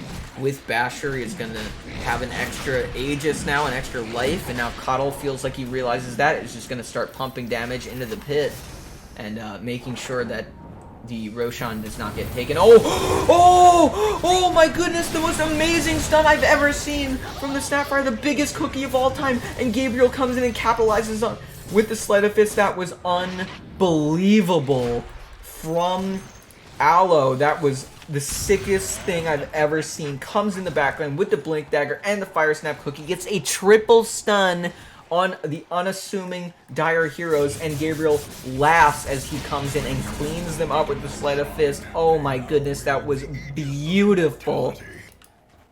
Oh my goodness, Snapfire, that was unbelievable. And here we go, Wyvern doing her job finally, gets the ult onto the IO yet again. And that IO is mad, but you know, that's a Wyvern for you. It'll just kill one of your heroes, but you know, it doesn't matter. Radiant's all alive with their cores, and Bristleback's strong enough that he doesn't need IO to be a ridiculous force of nature. He has not even full stacks yet, and he's still hitting above 500 damage, or just about 500 damage. And the mid-Rax is falling for Dire. Radiant is pushing in. They're going to get the next set of Rax in the top lane, and bottom lane is completely untouched. So they're just going to grab these Rax and hold their advantage, and they still have the Aegis on the Bristleback, so they can maybe do something pretty crazy, because IO can potentially TP into the outpost here and come connect with his team very quickly. That's exactly what's going to happen. IO's TPing in, Bristle's running back to the mid lane. You know, what should happen here is they should start rotating to the bot lane and start pushing this out. And Tinker is actually counter pushing this. Pingling knows what their next objective is going to be, and is going to counter push this. And he's just lasering the crap out of these creep waves. And now Aloe, the MVP so far, with that amazing teamfight play. Oh, a big teamfight actually happening in the enemy triangle. And there goes Mars. He goes for the big ultimate. Simple also falls. The IO is also dead. Huge start to this fight. King ultimating onto the Bristleback with no one around him. Really just a panic ultimate, it seems like. And the ultimate from Aloe coming to clean up the Wyvern. And now Adorable Eyes on the Bristle, just running down 2 cents on the Death Prophet. There's no escape from the Bristleback. He's so scary. 3 buybacks from the side of Dire. And Radiant are very happy with that. No one died, I think. And they got 3 buybacks out of that. So yeah, an incredible fight from them. They are 26,000 net worth up. Another 3K in that fight. And ooh boy, Radiant is looking like they are going to win this. And Streamer +4 is doing so well for themselves in this game. They really played well in game number 2, obviously, but in this game number 3, they are going off. It feels like they have Inappropriate Humor's number in this draft and gameplay now. And I really love the beautiful combinations of their heroes right now. Really, it's Snapfire +4 doing all the work. Sorry, not all the work. That would be discrediting all the other players, but Snapfire has been engaging for her team so well. Counter initiation from the IO has been beautiful, saving the Bounty Hunter multiple times. Even though he's taking the L on the Winter Wyvern ultimates, just killing him over and over again, the IO's still managing to have big impact and save his teammates where necessary, and be in these fights, giving people attack speed and damage with the overcharge. So this Bristleback getting overcharged right now, speaking of, and he will run in and go hit this tower. Obviously, without the IO link, the overcharge does not apply. But Bristleback is level 24 and absolutely raid boss Volvo truck mode right now. And look at this. Snapfire just ulting into the high ground to make sure that they don't go in. And oh, a big Wyvern ult actually gets it onto the core hero. And this could be a kill onto Gabriel. But no, Gabriel is surviving right now. Gets cookied out by Grandma. And actually a disengage gets the kill onto Simple. And a big Mars ultimate onto the Bounty Hunter. Gets the stun on the wall. Is good patient there. So now learning from his mistakes, being patient with the stun, and gets the kill. Adorable Eyes still pushing. The last racks for the Dire is getting pushed in. This is looking like it is the final nail in the coffin for Dire. And now Gabriel running in. 2 cents gets caught. BKB out. King. No BKB to be found. He's a support. He can't do anything. And now Death Prophet. BKB ends and he cannot escape. There's too much damage, but he's actually healing through it. Look at this. He's not committing ultimate. He doesn't have buyback, so he's needed to do something there. And Adorable Eyes is dying in the fountain with his Bristleback Mimi. But oh, actually the Mantis could just W and Q him in. But no Q to be found there. And Adorable Eyes is actually just... Oh, he dives! He dives fountain and kills everyone. He dives fountain and kills everybody. And they confirm this game. 2 cents calls GG. And there it is. Amazing game by Streamer+4 to take this series 2-1 over Inappropriate Humor, and an amazing series filled with ups and downs and a close match here and there, but in the end Streamer+4 takes it home and gets the series win. And I just want to say that was unbelievable. That was so good. And it's not like Inappropriate Humor weren't playing well that game. Obviously they had some very crucial mistakes that slowed their farm down and really turn the momentum towards Streamer+4, but really it was the supports of Streamer+4 doing an immense amount of work, saving with the IO, doing amazing engagements with the Snapfire, and just beautiful damage and control all around from the Ember Spirit, the Bounty Hunter with Vision, and then of course the Bristle with the total damage and frontlining abilities. So wow, was that a series and a half or what? It is currently 4:40 a.m., but I feel wide awake. That was unbelievable. 53,000 damage from the Ember. You have Bounty doing a ton of damage. Snapfire, doesn't matter the damage Snapfire did. Snapfire had that unbelievable cookie play. I'm saying it right now. I don't care what you think. Snapfire is the MVP of Game 3. So Lil Wayne 2007, ridiculously good plays. Dude, that was awesome. And Nothing to Eat on the IO, obviously, super good as well. So, and this is not to say that Inappropriate Humor weren't even playing well. They clearly they're a team of very, very skilled players. It's just that Streamer+4 got the edge in that Game 3, and after such a close Game 2, Inappropriate Humor almost won Game 2 and cleared the series in a 2-0. Streamer+4 found their second win at the end of Game 2, got the win, and carried that momentum into Game 3 with a beautiful draft and even better play. Just awesome stuff. And what a start to TD2L, the Dota 2 League Division S. Just an amazing showing from all of the players. Each one of them had ridiculously good plays here and there.